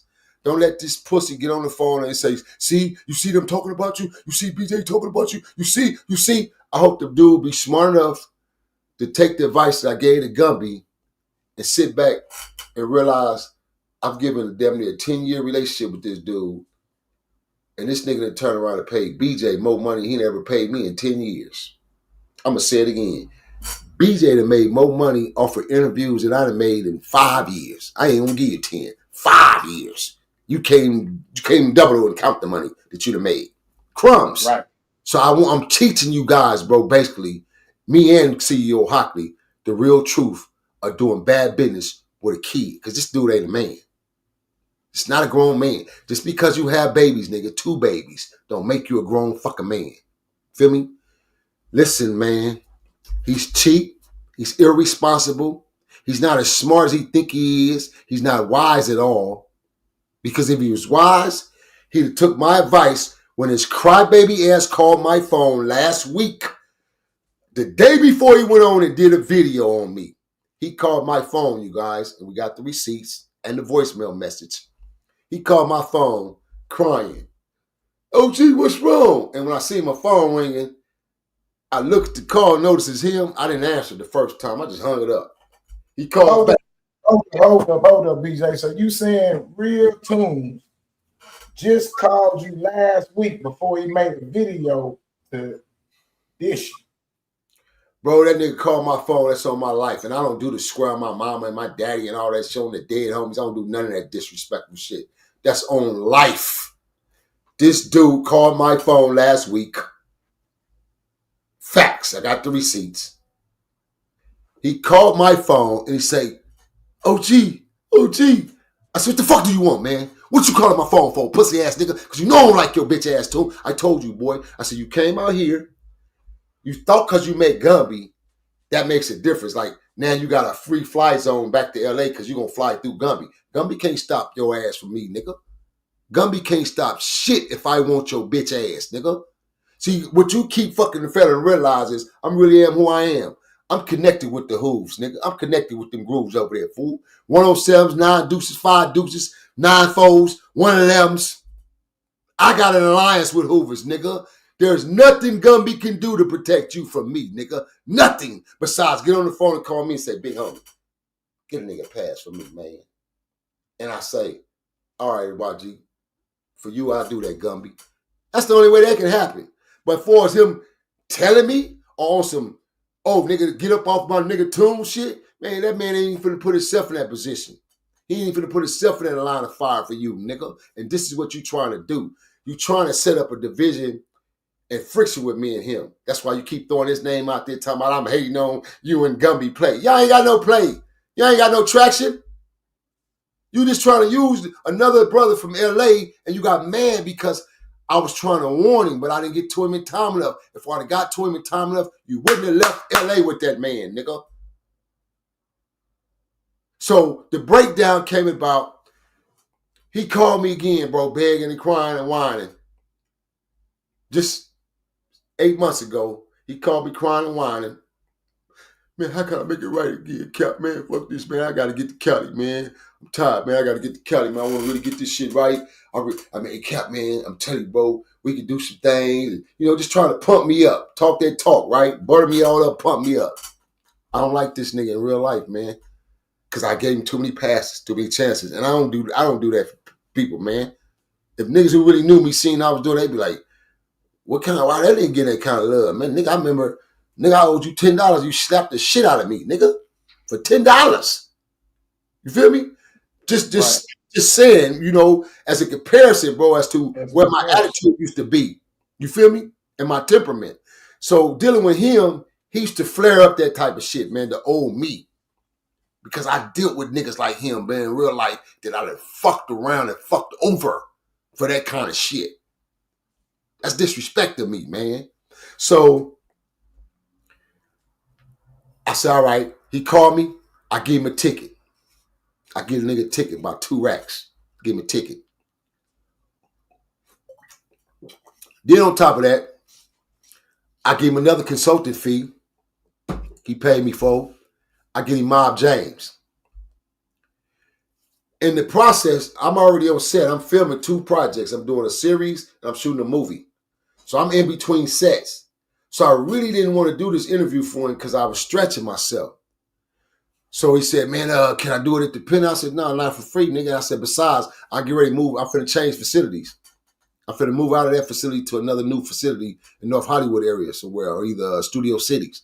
So he said, oh, okay, all right. He said, I said, but what I do, niggas, I'll go book a spot for you.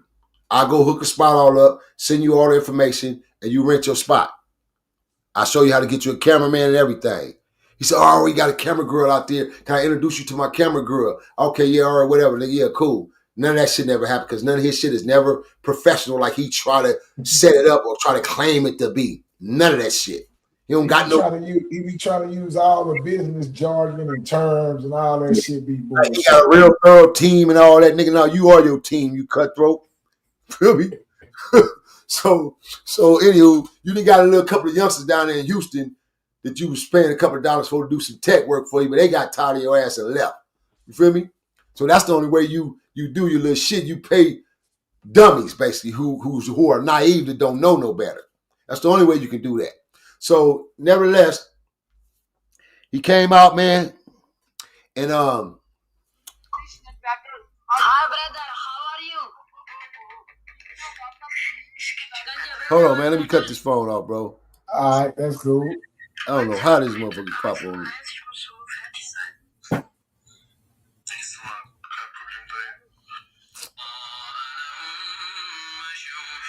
Oh, man.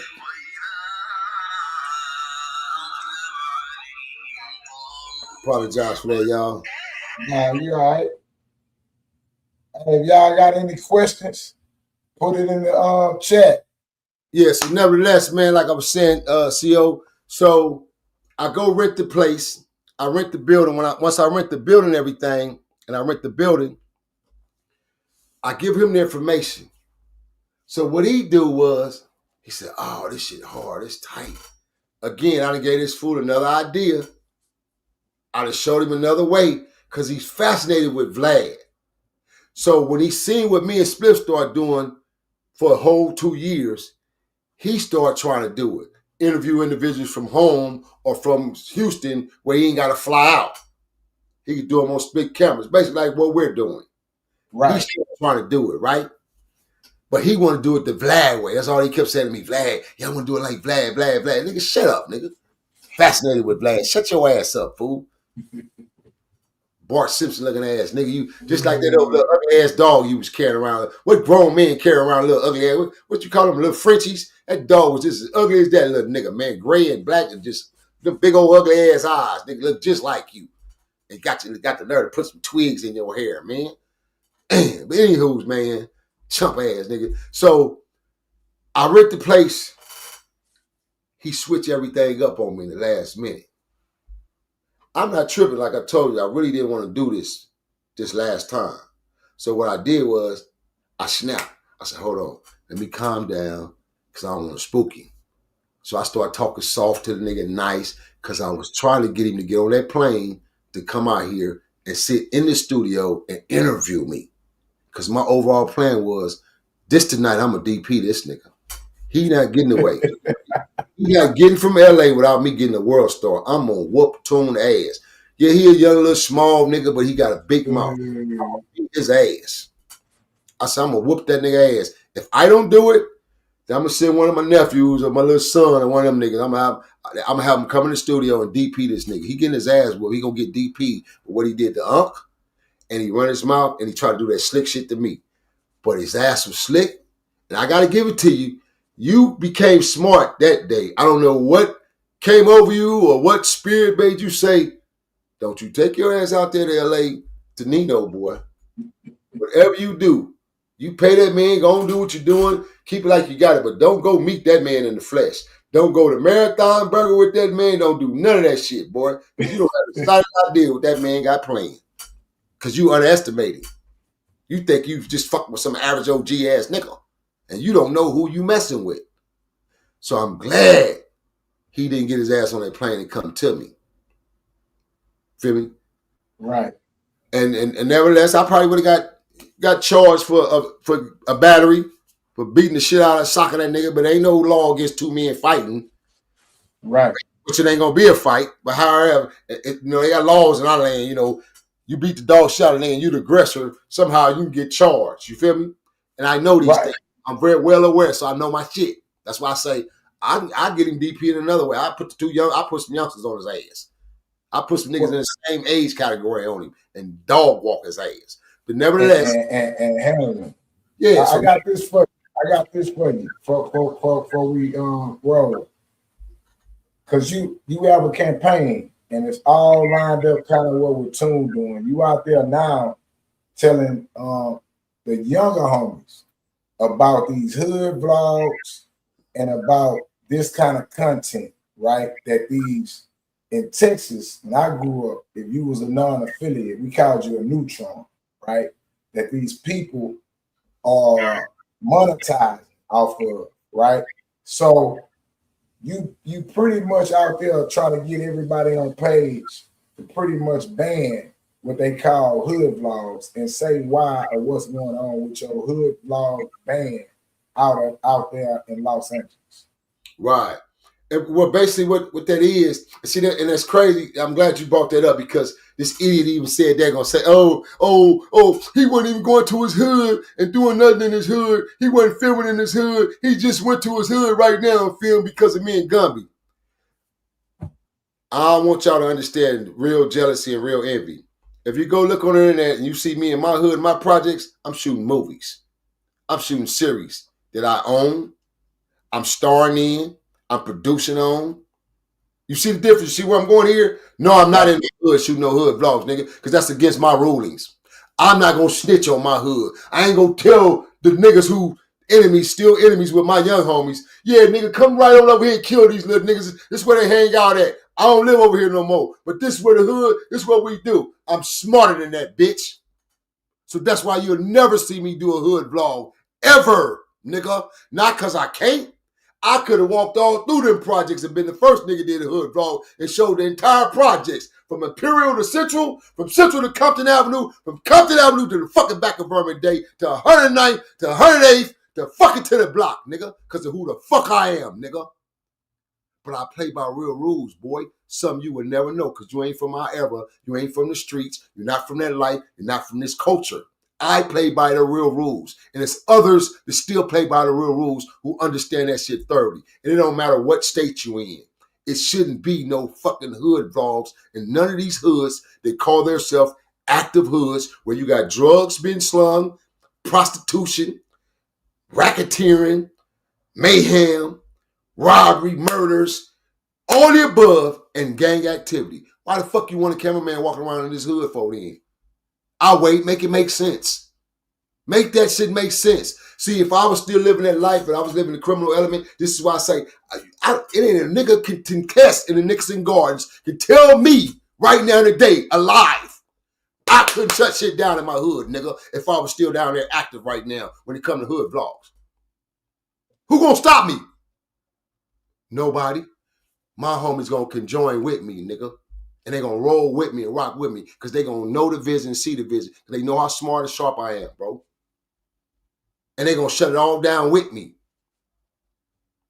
So this is the reason why I feel there shouldn't be no hood vlogs for the safety of them neighborhoods, for the safety of your own self and souls, because you are the guys and gals that still in these streets. You're the youngers that still out here claiming you're gang, but you high out your fucking life. You high on pills, you high on everything, and don't realize you on the internet. And the enemies is doing this. They looking at street signs.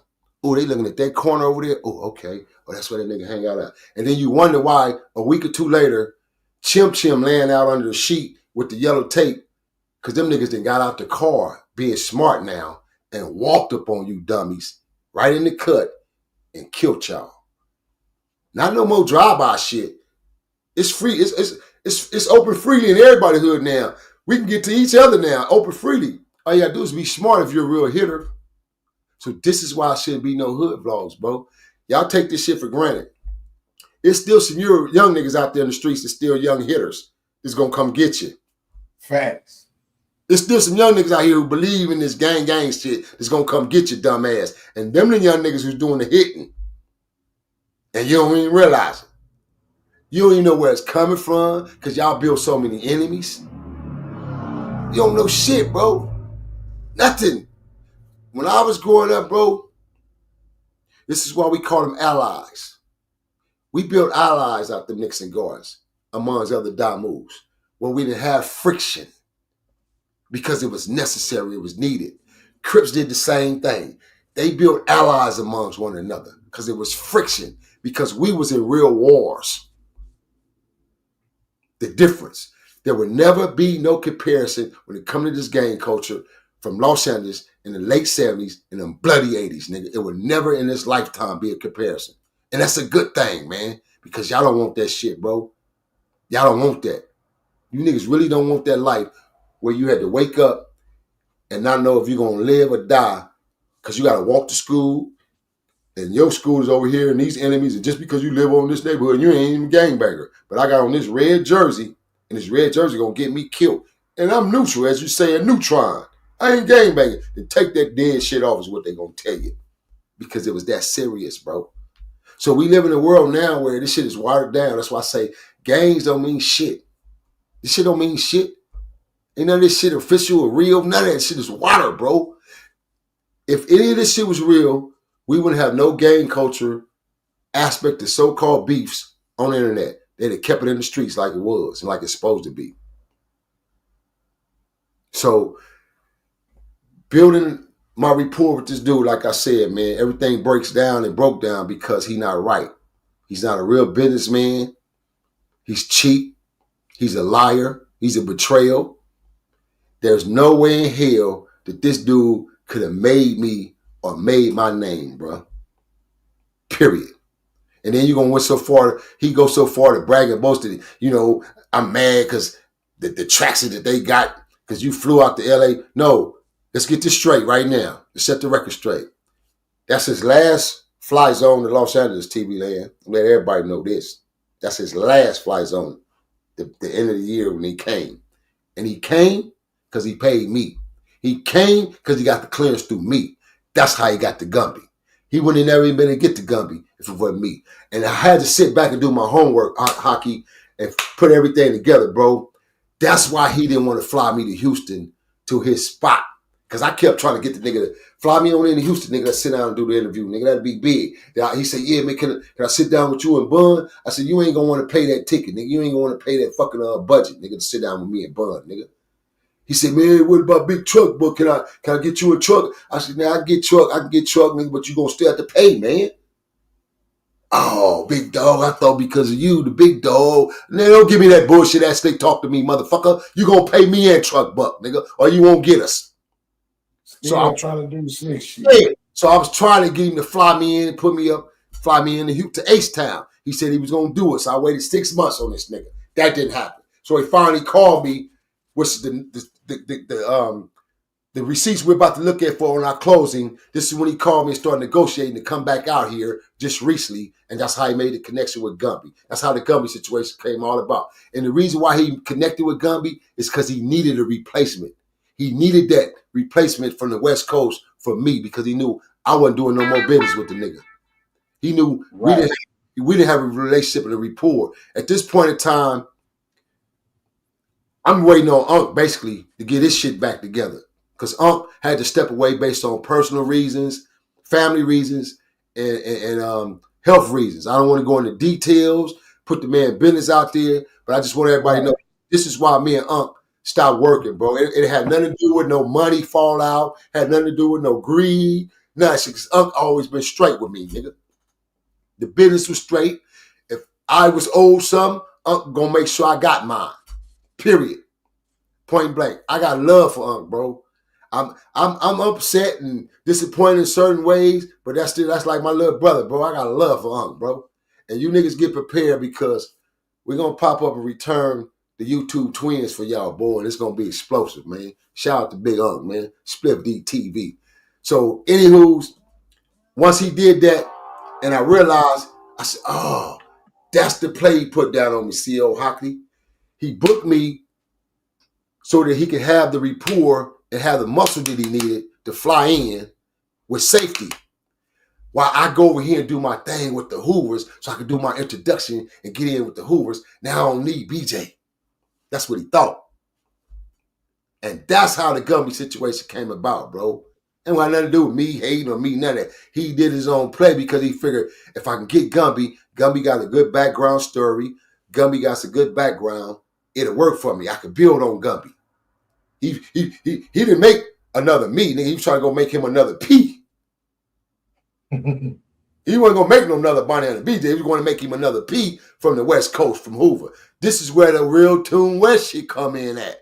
Where do you think he got that idea from, Real Tune West? Because I gave the nigga the formula. I gave him the distribution formula. He turned around a week later, sent me an email, tried to give me a contract that I gave his dumb ass, bro. I called that nigga and cussed that nigga out from here to Timbuktu. Is you out your damn mind? What the fuck is wrong with you, little idiot? How dare you send me some shit that I gave you and taught you? I broke him down so much, he nigga laughed and just said, man, you right, big dog, you right. He said, damn, man, Cap make you always on the nigga head, but you be right, man. You right, dog. You right, man. You right, big dog. You right, man. You right, man. Hey, man, I had to try, man. Hey, I told him, I'm going to beat you up, bro. You going to keep on playing me with that shit, bro. I'm going to beat you up. Straight up, nigga. I used to tell a nigga in the old days. 3 o'clock, nigga, when the bell rang. Right. Feel me? Yeah. I'm finna punch on you. We finna get it on.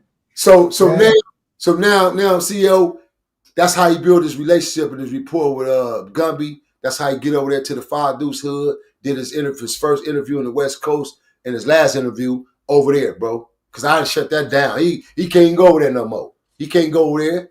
I already hollered at my folks, nigga. Yeah, he can't go over there. None of that. He can't fly out here, do none of that shit. All that shit is gone.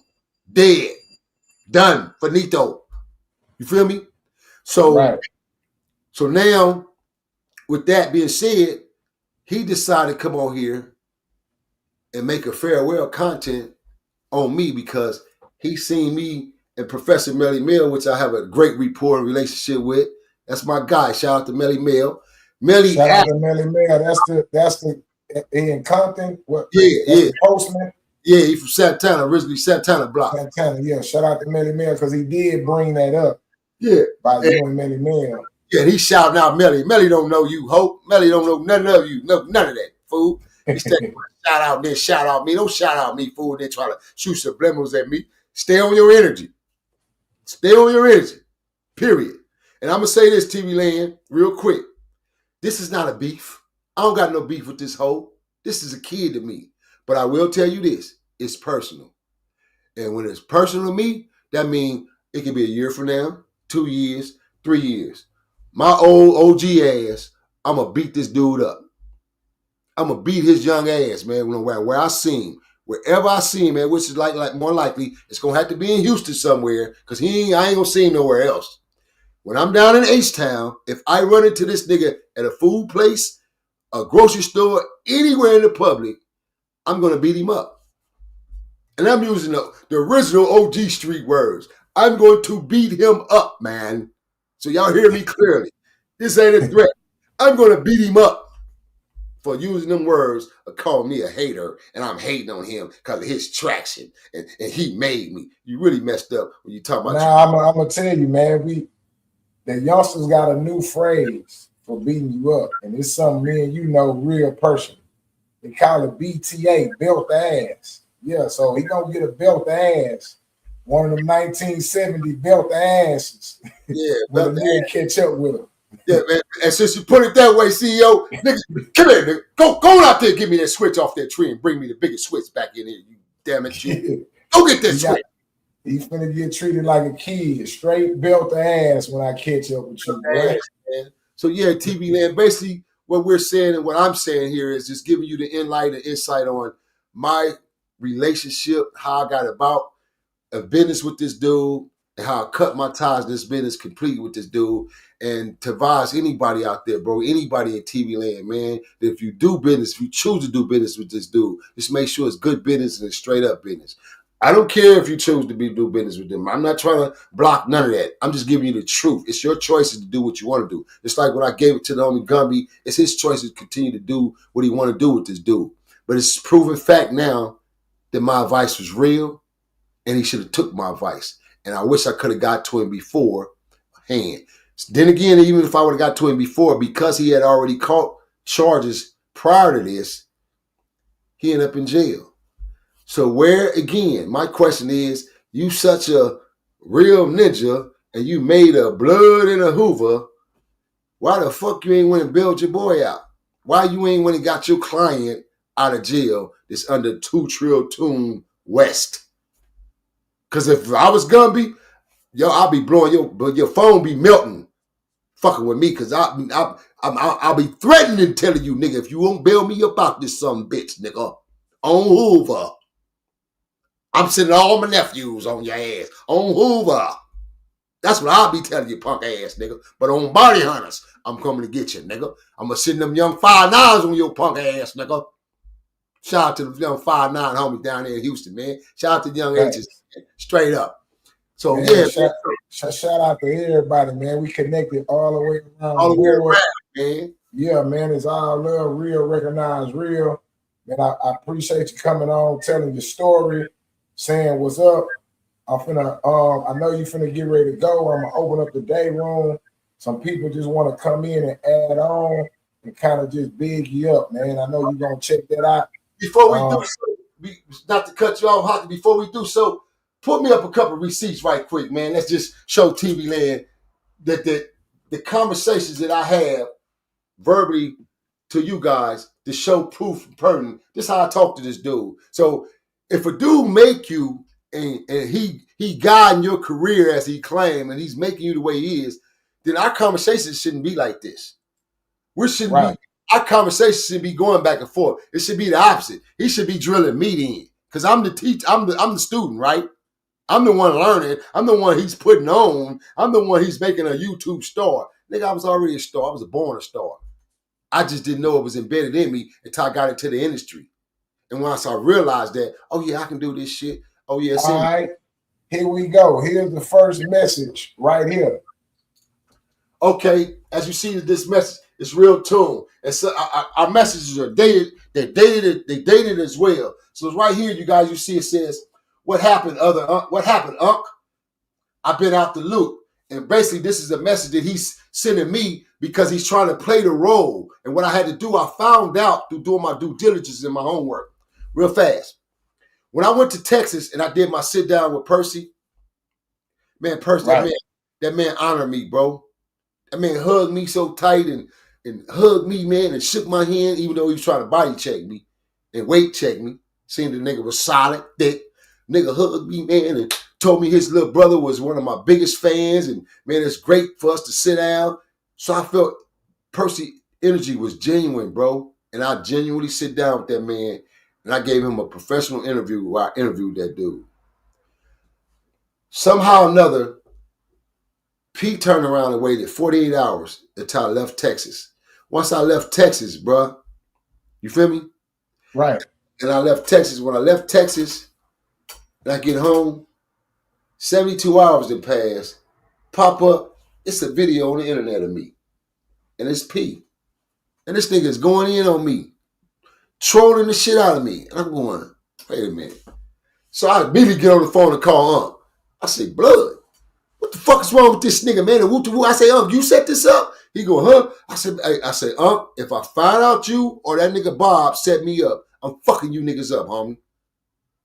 I'm fucking you niggas up, man.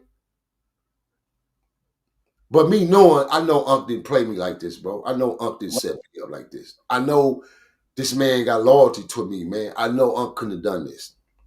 I know this. Then I say, Bob ain't finna test me like that, bro. Even though he's sneaky, he might do his little shit, but he know his limits. I say, Bob ain't finna test me, bro. So I'm sitting back. Then who did it then? Why did he just do it? Why would he just go make a video, bro? I ain't did shit to that dude. Nothing, but gave him his props. And then he told on himself when he told the world a 17-year-old put him on in Louisiana. I go, huh?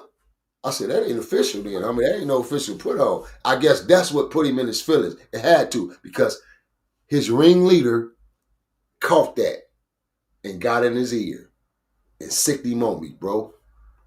That's how it happened. And I had to put this shit all together, hopefully, to realize that's why this nigga P ended up trolling me. This nigga was behind the closet pushing the buttons. And how I know he told on himself because he put 4 or 5 of the posters that he trolled, he put them on his page. So now let's break it down, TV land. The sense of loyalty. Cats always using this word loyalty. This is why I had to tell this bitch made nigga. You ain't loyal, bro. You ain't loyal to no side. Me or Percy. You ain't loyal to Percy. You ain't loyal to me. If I was to go into details and tell Percy how he done talked about that nigga to me, and the shit he done said about that man to me, because I'm telling him, I'm the one told him. I said, hey, nigga, listen.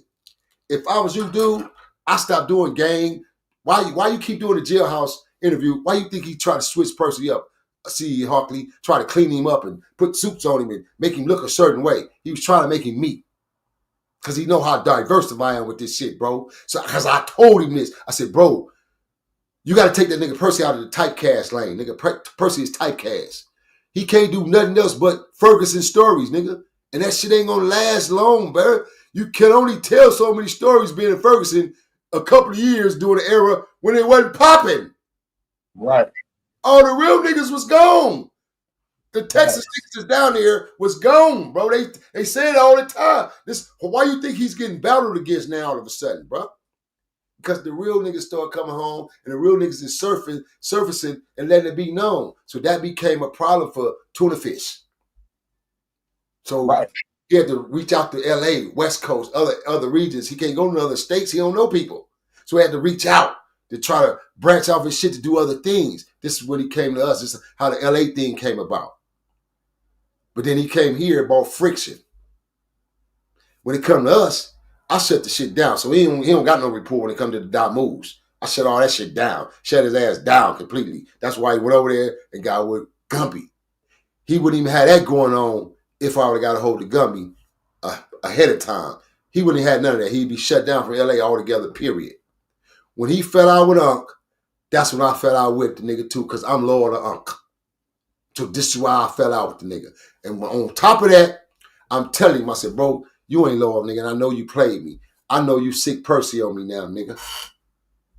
Because you had the audacity to open your mouth and say, but B, I had a few more other interviews that he did on my channel that I didn't even put out. I said, yeah, bitch, because I told you put them out. I'm flying to Houston to find your punk ass and beat your ass down, nigga. Put the motherfuckers out on your page if you want to, nigga. I'm tired of you niggas playing with me. And the only reason, and that nigga don't even know how close. And Unc say the nigga because Unc didn't want to give me no intel, nigga. So I just shut it down, left it alone, and walked away from it. Then baby got in my ear when I put up the videos 2 years ago. She called me and was like, what are you doing? You know how they do you. You know how these police go, they gonna swear up and down you, threaten that boy. Ooh. I take them videos down. So I took the videos down, bro. So I never clapped back to this dude. So he trolled me for 6 or 7 months. He went on a campaign to troll me on certain channels, trolling me and shit. And all the time, it was this nigga pushing the buttons. It's tune. That's what I just said. That's what I just said. It's Tuna pushing the button because it was giving them traction. And I had to put this shit together, Hockley, to realize, oh, nigga, it was you all the time. And what made me realize that was last week, having that conversation with him when he called me crying and whining to me. So what's wrong, man? What did I do? I said, shut up, punk. You know what you did. I said, nigga, you played me. You played me to get the Gumby. And then all the time when I came out and did that fucking interview with Percy, I said, nigga, you was behind that shit, nigga. You was behind it. That's why you put that content on your channel. I said, if you was loyal to me, punk, nigga, shut up. Shut up, nigga. That's what I told him on the phone. Shut your ass up, nigga. I said, because if you was loyal to me, nigga, you would have never put none of that content on your channel. You could have shut that shit down. You had enough power to tell that nigga P, hey P, why would you do that, bro? And y'all would have sit down and did a beautiful interview. That's bridging the gap between Cali and Texas. You two dudes could have been on to something bigger. No, you didn't want that because you didn't set it up. You got mad at Bob and Uncle Spliff and took that shit out on me, nigga. And I caught the ass end of it because you was jealous and hating on Spliff and Bob because they didn't want to put the play together and got me and P together, flew me down, put me in the hotel, put us up, rented a nice studio, and me and P went in there and did a hot-ass interview. And that nigga got jealous and envy, bro, and bought friction and made P bring friction. So Percy don't even have no reason to dislike me or hate me. This is why I know it was him, CEO, because when I went back and I started deciphering certain videos and I'm hearing this nigga Percy say certain thing, and then the nigga went so far to call me by my government name and call me by this name, I knew it all came from him. Because that nigga didn't even know none of that. Right. None of that. So I knew it all came from that nigga. And I've always said this, TV man, y'all realize this and understand this too. When these people get on here, they just talk that shit about they're going to expose this, they're going to expose you, expose this person, expose. Can't nobody expose nobody, bro. That ain't no exposure. That's a cutthroat betrayal individual that you let in your world, that you let by your side, that you thought you had some trust in, betrayed you, man. That's the only way niggas can get exposed. It's because somebody who was around you, who knew your business, that's the only way somebody can tell your business, bro. This is what these whole ass niggas do. They don't know people. They go buy the business from us. They go buy this information from somebody else and they call themselves exposing you. We got a main nigga on here to do that shit bad. Buy all the information from people and act like he's exposing somebody, man. So what this internet has taught me, bro, is to stay in my lane and to learn the differentiation and the separation that these beefs ain't real. Because if a nigga really got a beef with you, it's going to be in real time. A real man going to come get at you in real time, not no internet, bro. So this shit is all entertainment at the end of the day. What he did toward me was an entertainment move. He didn't do that because he mad and he going to beat my ass when he see my old ass. He going to do this to the OG. He can't whoop me. First of all, niggas a cockroach to me. Can't whoop me. At my worst day, that young punk with me. And I don't have worse days, nigga, because I'm fully fit. I'm healthy as an ox, nigga, and I train daily. And my win is right, nigga. And these knuckles still work good. So that ain't even an option to him. He don't want to fight. He don't want no problems with me like that, period. He went and made content because he knew it was going to be good for him to make this content finally against Bonnie Hunter BJ. Why not make it? BJ ain't fucking with me no more ever. He ain't gonna fuck with me after this. I know for a fact he gonna stand on his word. He ain't gonna never fuck with me. But you called me begging. You called me last week pleading and begging, asking me why. So I broke it down. I told you. I said, nigga, you know why I don't like you no more? You know why I dislike you? Because you betrayal. You're a liar. You're a bitch. Feel me? You're not right. But the key is loyalty. I said, bro, if you knew Percy was trolling me, why did you tell your mans? Stand down, bro. That's the OG. I fucks with him. I fuck with both of y'all. That's loyalty. So I said, reverse it, nigga. If it was me and you was calling me, asking me to tell your boy to lighten up on him, and because of my loyalty to you and my loyalty to him, that I don't want to be caught up in the middle like I'm taking sides or playing the fiddle diddle in the middle in the closet. No, I'm going to be a real loyal individual to both of my dudes. Hey, man, give me a pass on my name. Be cool on that. That's loyalty, nigga. So this is why I knew you was behind the play. And he was like, no, I didn't know. So I left him, I called him back, so I left a voicemail message telling him, hey, nigga, you could have stopped all this, but you didn't want to because you set the play up. Yeah, you set it up. Now, I'm going to let you finish reading the messages before we go, because okay, yeah, we had stopped right here. All right. So, yeah, man, as we said, I come phone via phone conversation. It said, what happened? I was wondering if I can set you up a meeting with my camera woman. Next. So that's Toon texting you. Yeah, that's Toon. That's him. That's Toon texting me. All right.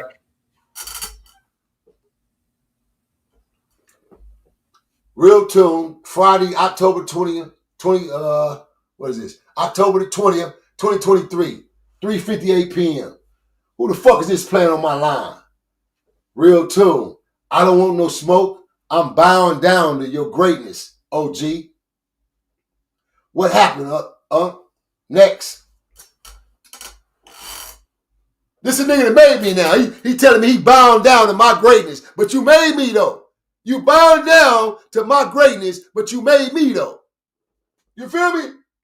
Right.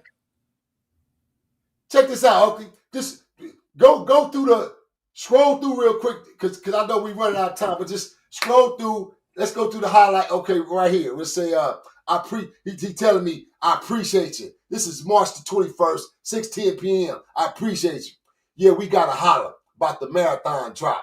Said wasn't give you no fee and ass lanes. Blood, you need to call me ASAP. Go to the next one. Real Toon. Just a reminder, we are on for today, 4:30 and 54:30 Violent. Now, this is the confirmation, you guys, that I told you I want to rent the place, and he shifted and got another place to rent because he was trying to figure me out. And he knew he wasn't going to fly in that day. That's why he lied to me and said he missed his flight. He missed the flight. I said, you missed the flight? I saw you. I said, well, anyway, nigga, we going to handle it like this. I go rent a spot. That's how I ended up renting a spot, because he knew, damn, I can't go out there and meet up with this nigga, man. Because if I take the Hoover Crip from Houston with me that I got with me, and BJ find out, that nigga going to be on my head and he going to charge me more money. I know he is. So he tried to be slick. So what he did was book me in the studio. And this is the ticket right here. This is the receipt. So he said, we on for 4:30 at 5430 Violent Avenue. Send my damn 625 balance. We locked in to go. 625. That's the balance. From another 625, which was the deposit. P ain't even never made that kind of money, bro. And he been with this man 7, 8, 9, 10 years. Go on, hit me with something else. Marathon is a separated date. Marathon is a separated date, Wednesday or Tuesday. I'm setting him up for another charge because he wanted me to take him to the Marathon Burger. Nigga, that's going to be a separate date and a separate fee. Moving along, Aki. Okay, Real Toon. Dude, your fake ass business. That's me talking to him. Everything in the blue is me. What happened? You talk too fucking much, dude. I've been telling your ass this punk shit. Who the fuck do you take me for? Next.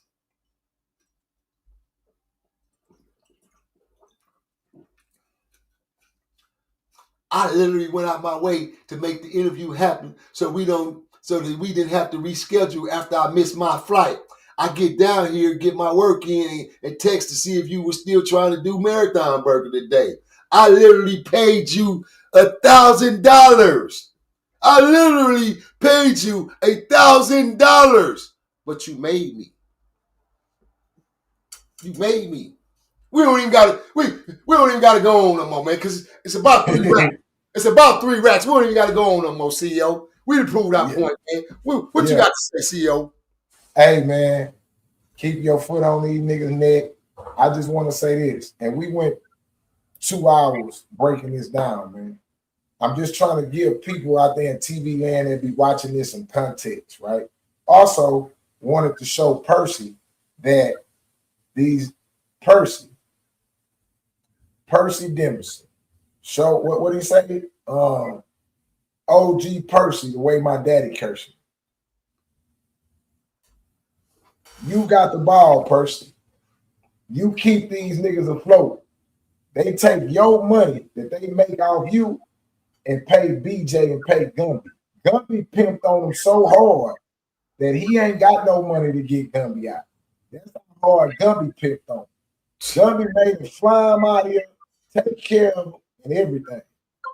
Right here is showing they paying $1,200 flying out to meet people, spending thousands of dollars to interview these individuals that they making off of you, person. Yeah, like I'm just trying to show you again because everybody gonna say this some hating shit, right? Yeah. But at the same time, person, BJ came out there so y'all could do business and do things together. And he wanted to tear the BJ situation down so he could keep paying you $200 and $300. Let me tap in with you real fast, Hockley, and you keep it flowing. Right. My whole sole purpose to P was to be the pass to P to California. If P would have fucked with me, Percy would have been on 52nd Street because I was going to take him there. I was going to introduce him to my relatives. I was going to take him to the motherland so he can get right. That's the whole sole purpose. Uncle Spliff seen the vision and knew it because I put it in his ear and put it in his head. And Bob seen the vision and knew it. So we was all for it. He threw the love wrench in the game. And boy, P was his own real man and was a thorough leader within himself and was smart. He'll walk away from that dude, bro, no matter the crumbs that he's receiving, because that's all you're getting is crumbs, bro. You're not even getting bill money, rent money. You're not even getting money to pay rent because he don't even got money to pay rent. He got to survive off what he going to get on the 21st every single month. He don't got a side hustle. He don't got a side job. He don't own shit on the side. So how can these dudes teach y'all, man? You got to understand to live and lead by example. That's who you're taught by, man. The individuals who live it and lead, bro. That's the niggas who just talk about it and give you a fake mirage picture. So if dude was smart, bro, he'd take heed to this interview and take heed to what we're saying, bro. Because this ain't got nothing to do with no hating. Me or you ain't got, me and both of us are CEOs. You're from the blue team side. I'm from the red team side once upon a time. And we both put ourselves out of that equation the same way we put ourselves in that equation. And we're both CEOs achieving our goals, bro. They hate that shit. Niggas hate that. They hate that, bro. So if this man got any sense, he'll take heed to what's being said, bro, and sit back and look at that dude in the mirror and really check that man in the mirror, bro. Because once he check that man in the mirror, his focus going to be open. And he going to go check the nigga on the outside and allow himself to get far away from dude. Period. Some can do it like that, Hockley, and some niggas just can't. The tensions just ain't in them, bro. Right. He might not do it. We not even saying it. All you can do is present the facts, man. It's a flip side to every coin. And it ain't so much that you change, but now you know and you really understand what's going on. And what I'm saying is this. Make them niggas pay you, nigga. Take that $200 up to $800, nigga. It's time you start getting $800 an interview person. Man. Yeah, take that $200 up to $800, nigga. Because on the back end, niggas popping them coins out his ass like Sonic the Hedgehog, nigga. That nigga Gumby got more out that nigga in 6 months than you got out that nigga in the last 3 years, my nigga. Hey man, listen, hey Hockley, we talking about 4 years ago. The nigga was eating off of merch because the merch was popping, right? I took a loss, but I got right now. I go to my store. I got about 9 boxes of merch just sitting, inventory merch because I took a loss. I would have spent about 6 or 7 racks buying nothing but merch for rules of engagement, but I wasn't up on the game yet. I called Charlie, nigga. Charlie is the one that told me about textiles. That's how I got up on the textile game, nigga. Charleston White, nigga. I had a conversation with Charlie, and Charlie told me about the niggas down south owning the cotton factory. You know what I mean? That's how I got up on my textile, bro, on the t-shirt game. Through him, man. That nigga taught me. I listened to that dude, and he taught me something. I said, ooh, okay. So this is how I got up on my merch game. So I said, okay, I got to back up and revamp on my merch. I took a loss. And I give this as an example. So I said, we lose in order to win. But I took a $6,000 loss, nigga. I spent $6K cash. And I lost that. And what I mean by lost, because I still got over $20,000, $30,000 worth of merch I ain't sold. Just sitting in boxes. Right. You feel me? So it's like, man, bro, cats need to really, really understand the difference between doing business with someone that's honorable and real as to someone who has bad intentions, man. Period. And this dude has bad intentions, no matter who he do business with. He's going to see himself coming out on top and it benefit him some kind of way. If it's not that way, you can trust and believe it's all bad. Period, man. Right. Well, I appreciate it, man. I appreciate it, BJ. Shout out to Britt for the super chat. Yeah, you want to jump in real quick for I log off with your last whatever. Okay. We can jump in there real quick. Go ahead. You say pull up the say it again. Yeah, remember you were saying something about you want to interact with the chat, with the people in the chat before we okay, yeah. So I open up the lines. Y'all can call in. If y'all got any quick questions for BJ, man, he's giving us his time. So if y'all has been watching the show, y'all can call into the show if y'all got any questions, because y'all are people that's been watching this stuff. Y'all are people that may feel like y'all understand it more. So call into the show and ask any questions that you need to ask, man. Make them calls, man. Pick that phone up, y'all. Call it on in, baby. Yeah, I'm finna put it in the chat. Better call it while you got me. Dealing with two different things. Hold on. Appreciate you, Jay Ritter. Appreciate that.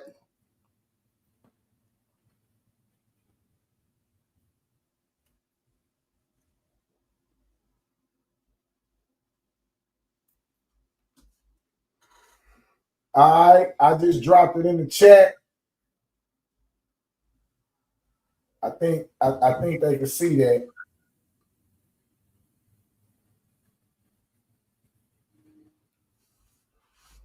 Boom, boom, boom, boom, boom. Boom, boom, boom, boom.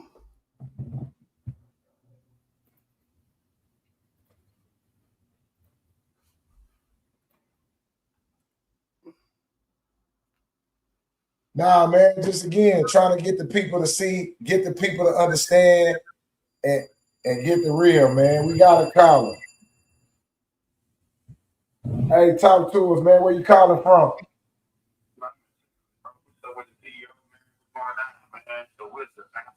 Talk to us, homie.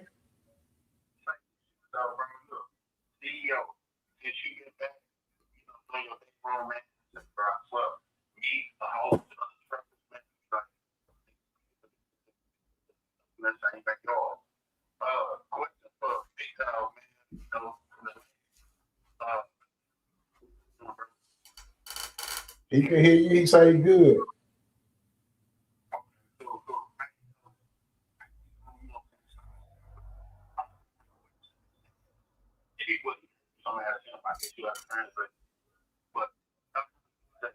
One type of role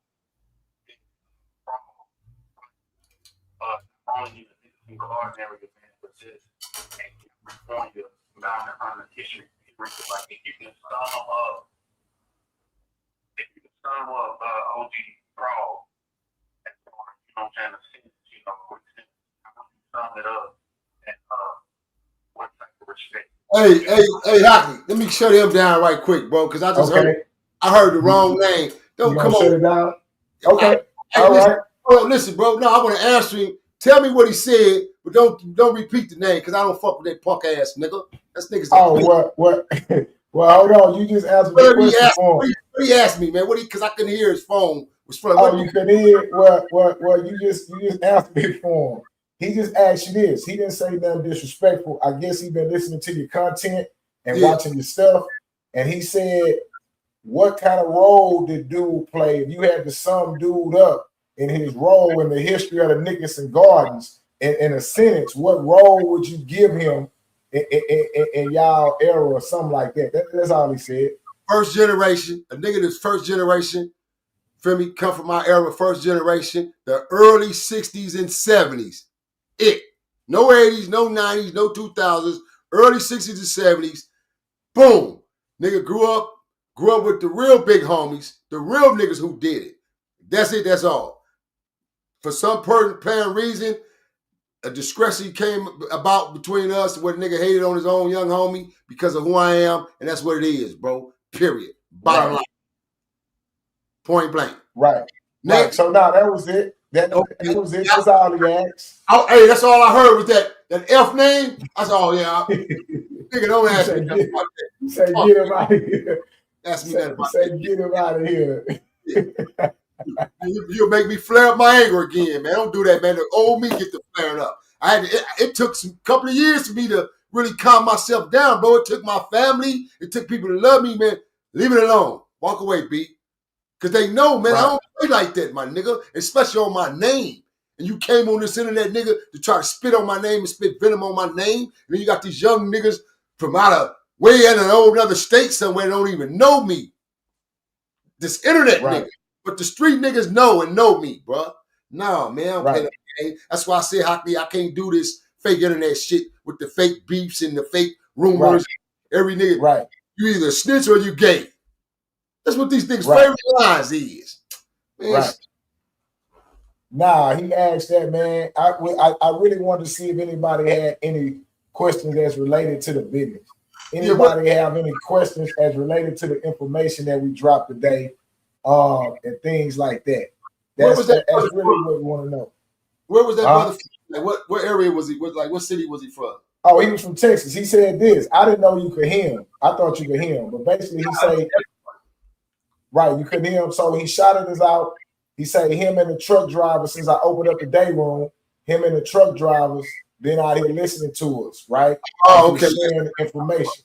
Okay. Right. You couldn't hear him. Nah, he wasn't. He didn't say nothing disrespectful or nothing. He was just, again, a lot of people follow your story.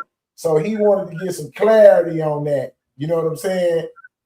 Particular individual and situation as it relates to y'all history. What was his name? I couldn't. Hold on, I'll call him back. Real quick. Yeah, he wasn't. He didn't have nothing. He wasn't on nothing negative, but he was from Texas. He was cracking up, and I couldn't hear. Was he a youngster, a banger, or what? I just heard that name come out. Oh no, shut that down, man. Shut that all the way down, and let me shut his ass down. Yeah, nah. He said he just come from the life. You know what I'm saying? In general. So he had been following the story, and he just wanted to tap in with you. Oh, yeah, appreciate it, man. Nah, man, you got a lot of people like that, homie, man. You know what I'm saying? You got a lot of people that's tapped in with you. You already know that. You got a very strong and powerful movement. But I wanted to say well, let me ask you this real quick, because they might not ask it, but this is a great question. I see how Tune is able to come out there.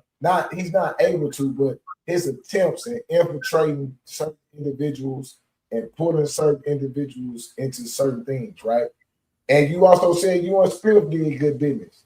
And I know right now you're working with the homie from Compton.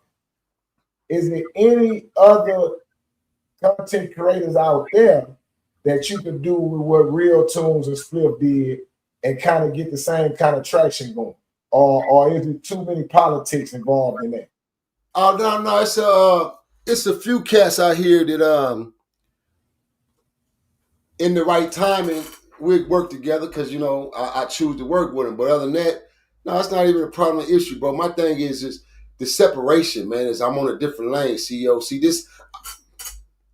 I'm not stuck in this YouTube world. I'm a There you professional entertainer, bro. I'm an actor, screenwriter, film producer, director. Right now, y'all go right now, man. Go to Tubi, pull up our first series right now. We got an LA series, a hot series is out right now called Lab, man. Produced by Sam King, produced by Chuck Taylor Productions, directed by Big Job, man. Starring Nino Cappuccino, bro. Film became a passion for me. It's something that I chose to leave my neighborhood, make a worldwide name. What's the name of it? It's called Laugh, Laugh. I sent it to you. Right, but I'm finna pull it up in real time, man. We finna promote this in real time. Yeah, it's called Laugh, Laugh. It's on Tubi right now, bro. I own 5 movie titles on Tubi, Hulu, Netflix. I own them. I got major distribution. So anybody out there in TV land, any of you guys out there in Texas, anybody in there across the state that's got small independent films, or you got a film you've been sitting on and you want to get it to life, you want to get distribution, hit my DM. I am your guy, man. I got the West Coast torch for distribution. Here you go right here. Yes. Here you go right here. Yes, I'm sir. pulling it up. And this is off Tubi right here. Yeah. Then I got the King of Watts is on there. That's my film as well, the King of Watts. Okay, you got another one called The King of Watts. Watts. That. Hold on. It didn't take WA. Oh, go back and push the. There we go, right there. The first one. First one, and there you are on the cover. I produce, direct, I star in it. I own it. Ha! So it's like, I'm trying to figure out story. Yeah, I produce, I direct, and star in it. Right. So this the film now. Just so we can educate real quick, because I think, you know what I'm saying, a plus to 152 people that's still here that's hanging around. This something maybe y'all be able to see, man. When it comes to content creating, a lot of people think it's just being on YouTube. A lot of people think it's just going back and forth with Percy or something like that. So you have broken to doing actual films, and Tubi has gave you this space to be able to distribute it. Now, this King of Watts, is it a documentary? Is it a movie? What actually is it? No, it's a full-fledged film. And it's not okay. It's not just to correct the situation. It's not Tubi gave me a distribution. I got distribution network with Netflix, HBO, Tubi, all the major Netflix platforms you can name. I can get that movie on there, man. That's the distribution that I have, bro. That's the outlet that I have. It's not just Tubi. Not just Tubi. So real quick, not to cut you off, it's like with music, how you can put it on iTunes, Distro, Kid, and different platforms like that. But you got all the movie distribution sites. You got the movie on. I'm with you now. Go ahead. Like for example, my King of Watts movie started on Tubi. It trickled down to Plex. It's gonna go to Folsom. It's gonna go to Fandango. Every network that call me and tell me, Cap, we want to pay and rent it. First of all, let me educate real quick. What I did was I did something different that niggas don't do and can't do. Since OGs ain't OGs and this dude made me. I walked away with an 80-20 split deal, bro, from the majors. Dudes don't do that, Hockley. I own 80%. I gave up 20. I own my masters. I didn't give up my masters. They rent my masters from me. They lease them, bro, yearly. I can go a whole year with a company and say, man, my numbers didn't do well. I only did 100,000 over there, man. I'm gonna pass this year. Or I can say, okay, I'm gonna stay there, and I get paid every single fucking month in rotation, not every quarter. Not like some of these niggas. If most of these dudes on Tubi and on these platforms, y'all, they ain't getting a dollar. They only got promotion and placement. So you see, you got to understand this business, and it's different. Just because what you see on film, it look like something. Oh, they getting paid. You may see the same actor on 5 movies. She only made $100, $1,000 at the most, bro, because you get paid as a day player. So it's like you got to know the business, bro. So I did something the dudes ain't doing, bro. I did something totally different. I did something that my kids will be able to eat off of after I'm gone, nigga. Because I know me and my vision, and I'm a visionary, bro. And I'm real about my business, and I'm a shrewd businessman, bro. Straight up. So on that note, man, I just want to say the CEO Hockey, man, it's been great, man. It's been a pleasure sitting in the day room, man. They about to transfer me on back out of here. Hold on, man. I'll be finished in a minute, man. You put the in a minute. Hold your ass on for a minute, man. Old country ass, big old white boy. Hold on, man. What? Fuck you too. So anyway, man, like I was saying, day room, it's been a pleasure being in the day room with Ferguson, man. Y'all got it kind of good down here in Texas, though, man. Y'all feed different down here, man. Y'all feed different down here, man. We don't eat like that up in Folsom, man. Hey, man, shout out to everybody out there in TV land. Shout out to the brother who called in, man. Hey, man, I ain't got nothing. Hey, hold on, BJ. That's him here. He not calling. I'm gonna put him on the screen so you can shout him out. Okay. He's saying it right here. He say, Hockley, I didn't mean no disrespect. I only mentioned such and such name because I'm an ex-bounty hunter from Texas, and at TDC, we raised on his name. We raised on his name. My name? No, the dude name you said not to bring up. Oh yeah, cause y'all was getting it backwards then. You was getting the wrong name, you was with the wrong individual, man. Shout out to his name was Yeti. Shout out to Yeti 5000. Yeti 5000. Shout out, young homie. Shout out to you, man. Straight up. I am the truth, bro. Straight up. I am the truth. No matter what, I am the truth. Hey, man, shout out to all them truck drivers again out there, man. I ain't got nothing but great respect and honor and love for my truck drivers, bro. Without y'all, we can't get the products, man. We cannot get the products, bro. You can't eat, man, without them truckers. I don't know what you're thinking about, bro. Without the flights, the boats, and the truckers, we would not get no import-exports around this joint, man. Shout out, man. Hey, man, again, it's been a pleasure sitting down in the day room with CEO Hockley. We definitely going to have to do this again. But the next time y'all see us in the flesh, though, Hockley going to have to sit down and really sit down with me and do a backdrop interview on me. We'll be talking about my books and, other upcoming projects, man, and educate you again on the culture itself, man. I'm digging this, brother. It's crazy how the universe works and how the spirit of God works, right? Now, my introduction to Kryptonite, aka CEO Hockley, was being on the internet, and I cut the internet on, and boom, I seen this cat talking about, yeah, nigga, hey, cuz, nigga, you ain't no whoop the whoop the whoop. But he was talking with integrity and intelligence. I said, oh, wait a minute. I said, So he sparked my attention. I said, I like dude. He real, bro. And real recognize real, bro. I don't give a shit. Right. Real men can see another real man, bro. You can read from body language. You can read from the speaking aspects of things. Just the whole method of a man's motions, how he get down, how he move, everything, bro. Real recognize real. And that's what I cling to when I seen this brother. So, like the universe do and like the universe works, he made a phone call to somebody that I'm connected with and somebody that he's connected with that knew me. And he made a phone call, and that phone call connected us, bro. And now we're connected. And leaving you guys with this, there is no such thing as Cali don't like Texas.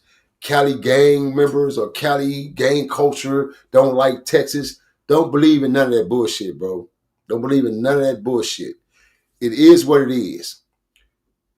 This new wave or era of gangs has no interference and no confliction when it comes down to Los Angeles gangs, because most individuals who done it and done it with the best of the best are retired like myself and gone. We don't give a shit about that shit, bro.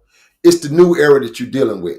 And most of the new era are dealing with the new era of the internet. So this is why it's so watered down, because you niggas is getting put on via internet, not in these hoods, not by real official people. So it's water all over the world, nigga. It's even water coming out of LA. It's water. These little young niggas, you little young pups, and we call them puppies. These little young puppies you meeting on the internet from all these different hoods is putting y'all on ain't official real killers and hitters like you niggas perceive them to be, bro. Because the internet, you can be anything. And it's easy to fool somebody.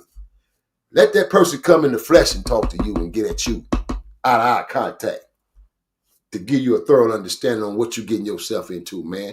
That's my advice to you if you choose to live this street life, man. On that note, bro, get you some education. get you some trades under your belt, and get you some ownership, man. I am CEO of Cappuccino, AK Bonnie Hunter, BJ the Breezan. Collaborated rules of engagement, man, with Texas Talk to Texas Network.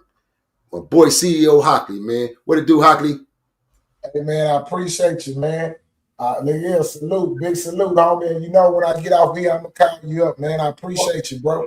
Oh yeah, we definitely connect. get to Cali, man. You already know. Fuck with your G1, man. I gotta see your face, man. Fuck with your G1. I got you, bro. I got you. Salute. Salute. Yeah, man. Y'all got it real and raw right there, man. You know what I'm saying? We went down through there, man. You know what I'm saying? We had to get that out the way. You know what I'm saying? Because like you say, man, grown men stand on business, man. The way you come is the way you lead. And I know y'all happy that the day room back open and we able to get to some of the business. And, you know, I'm going to start bringing in new individuals. Like, what y'all thought about the C-Fly interview? Yeti 5,000. Did y'all see the C-Fly interview? I dropped 3 clips yesterday. I'll be dropping 3 more tomorrow. What y'all think about that, man? I'm asking y'all. Why you niggas trying to be funny and smut a brother out?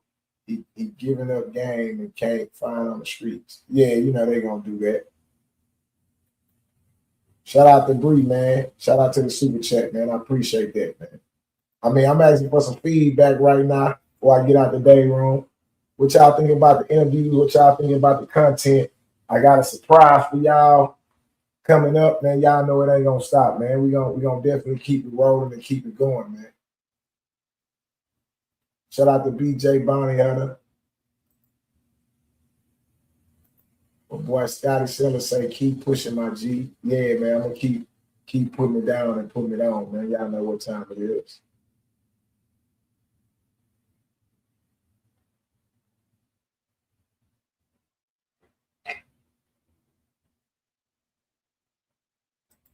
Boy said after doing 15 flat, it's expression to be free. Fuck all the bullshit. Facts. Hey, DJ, did he do his Kev Mac? I'm gonna ask him that when we get off the phone. Put Big Ant the spokesman in the day room. Man, Ant can't come in the day room. Jay, my boy Jay say he got a holler at me, man. Salute to the homie Jay, man. No shower shoes in the day room. Yeah. Big Ant, man, listen, man. Big Ant all internet, bro. Straight up. I'm gonna go over there on Pico channel and address Big Ant. He all internet, man. Yeah, that nigga internet to the bone, man. Straight up. That nigga internet to the bone, man. Yeah. Tell that nigga to put his homies on, nigga. Yeah. Since you from Greens Point, put somebody on from Greens Point, nigga. Yeah. Put your homies on, nigga. Yeah, you want to prove where you from with me? Put your people on, partner. Yeah, I don't get up here screaming out from Galveston, nigga. You get up here trying to play like it's Houston and Galveston. Like it's a difference between Houston and Galveston, man. You gotta quit playing, bro. Yeah, use an internet nigga, my nigga. That's it. Keep that shit on the internet, nigga, like you doing. Be in character. Appreciate it, man. But I ain't gonna ruin this interview with that nonsense, man. I'm gonna end it right there, man. It's your boy CEO Hockey. Check out the C-Fly interviews. We'll be dropping it tomorrow. We're gonna keep things rolling on this end, man. A lot of people imitate, a lot of people want to do this, but a lot of people ain't got the business sense, they ain't got the connections, right? And they ain't got the understanding that experience and wisdom get you from being out here, man, to be able to make the moves and do the things you do, man. I appreciate y'all rocking with me. I appreciate y'all checking out the show. Make sure y'all go run up this content when you see it, man. It's your boy, CEO Hockey. And with that being said, man, I'm out of here, man.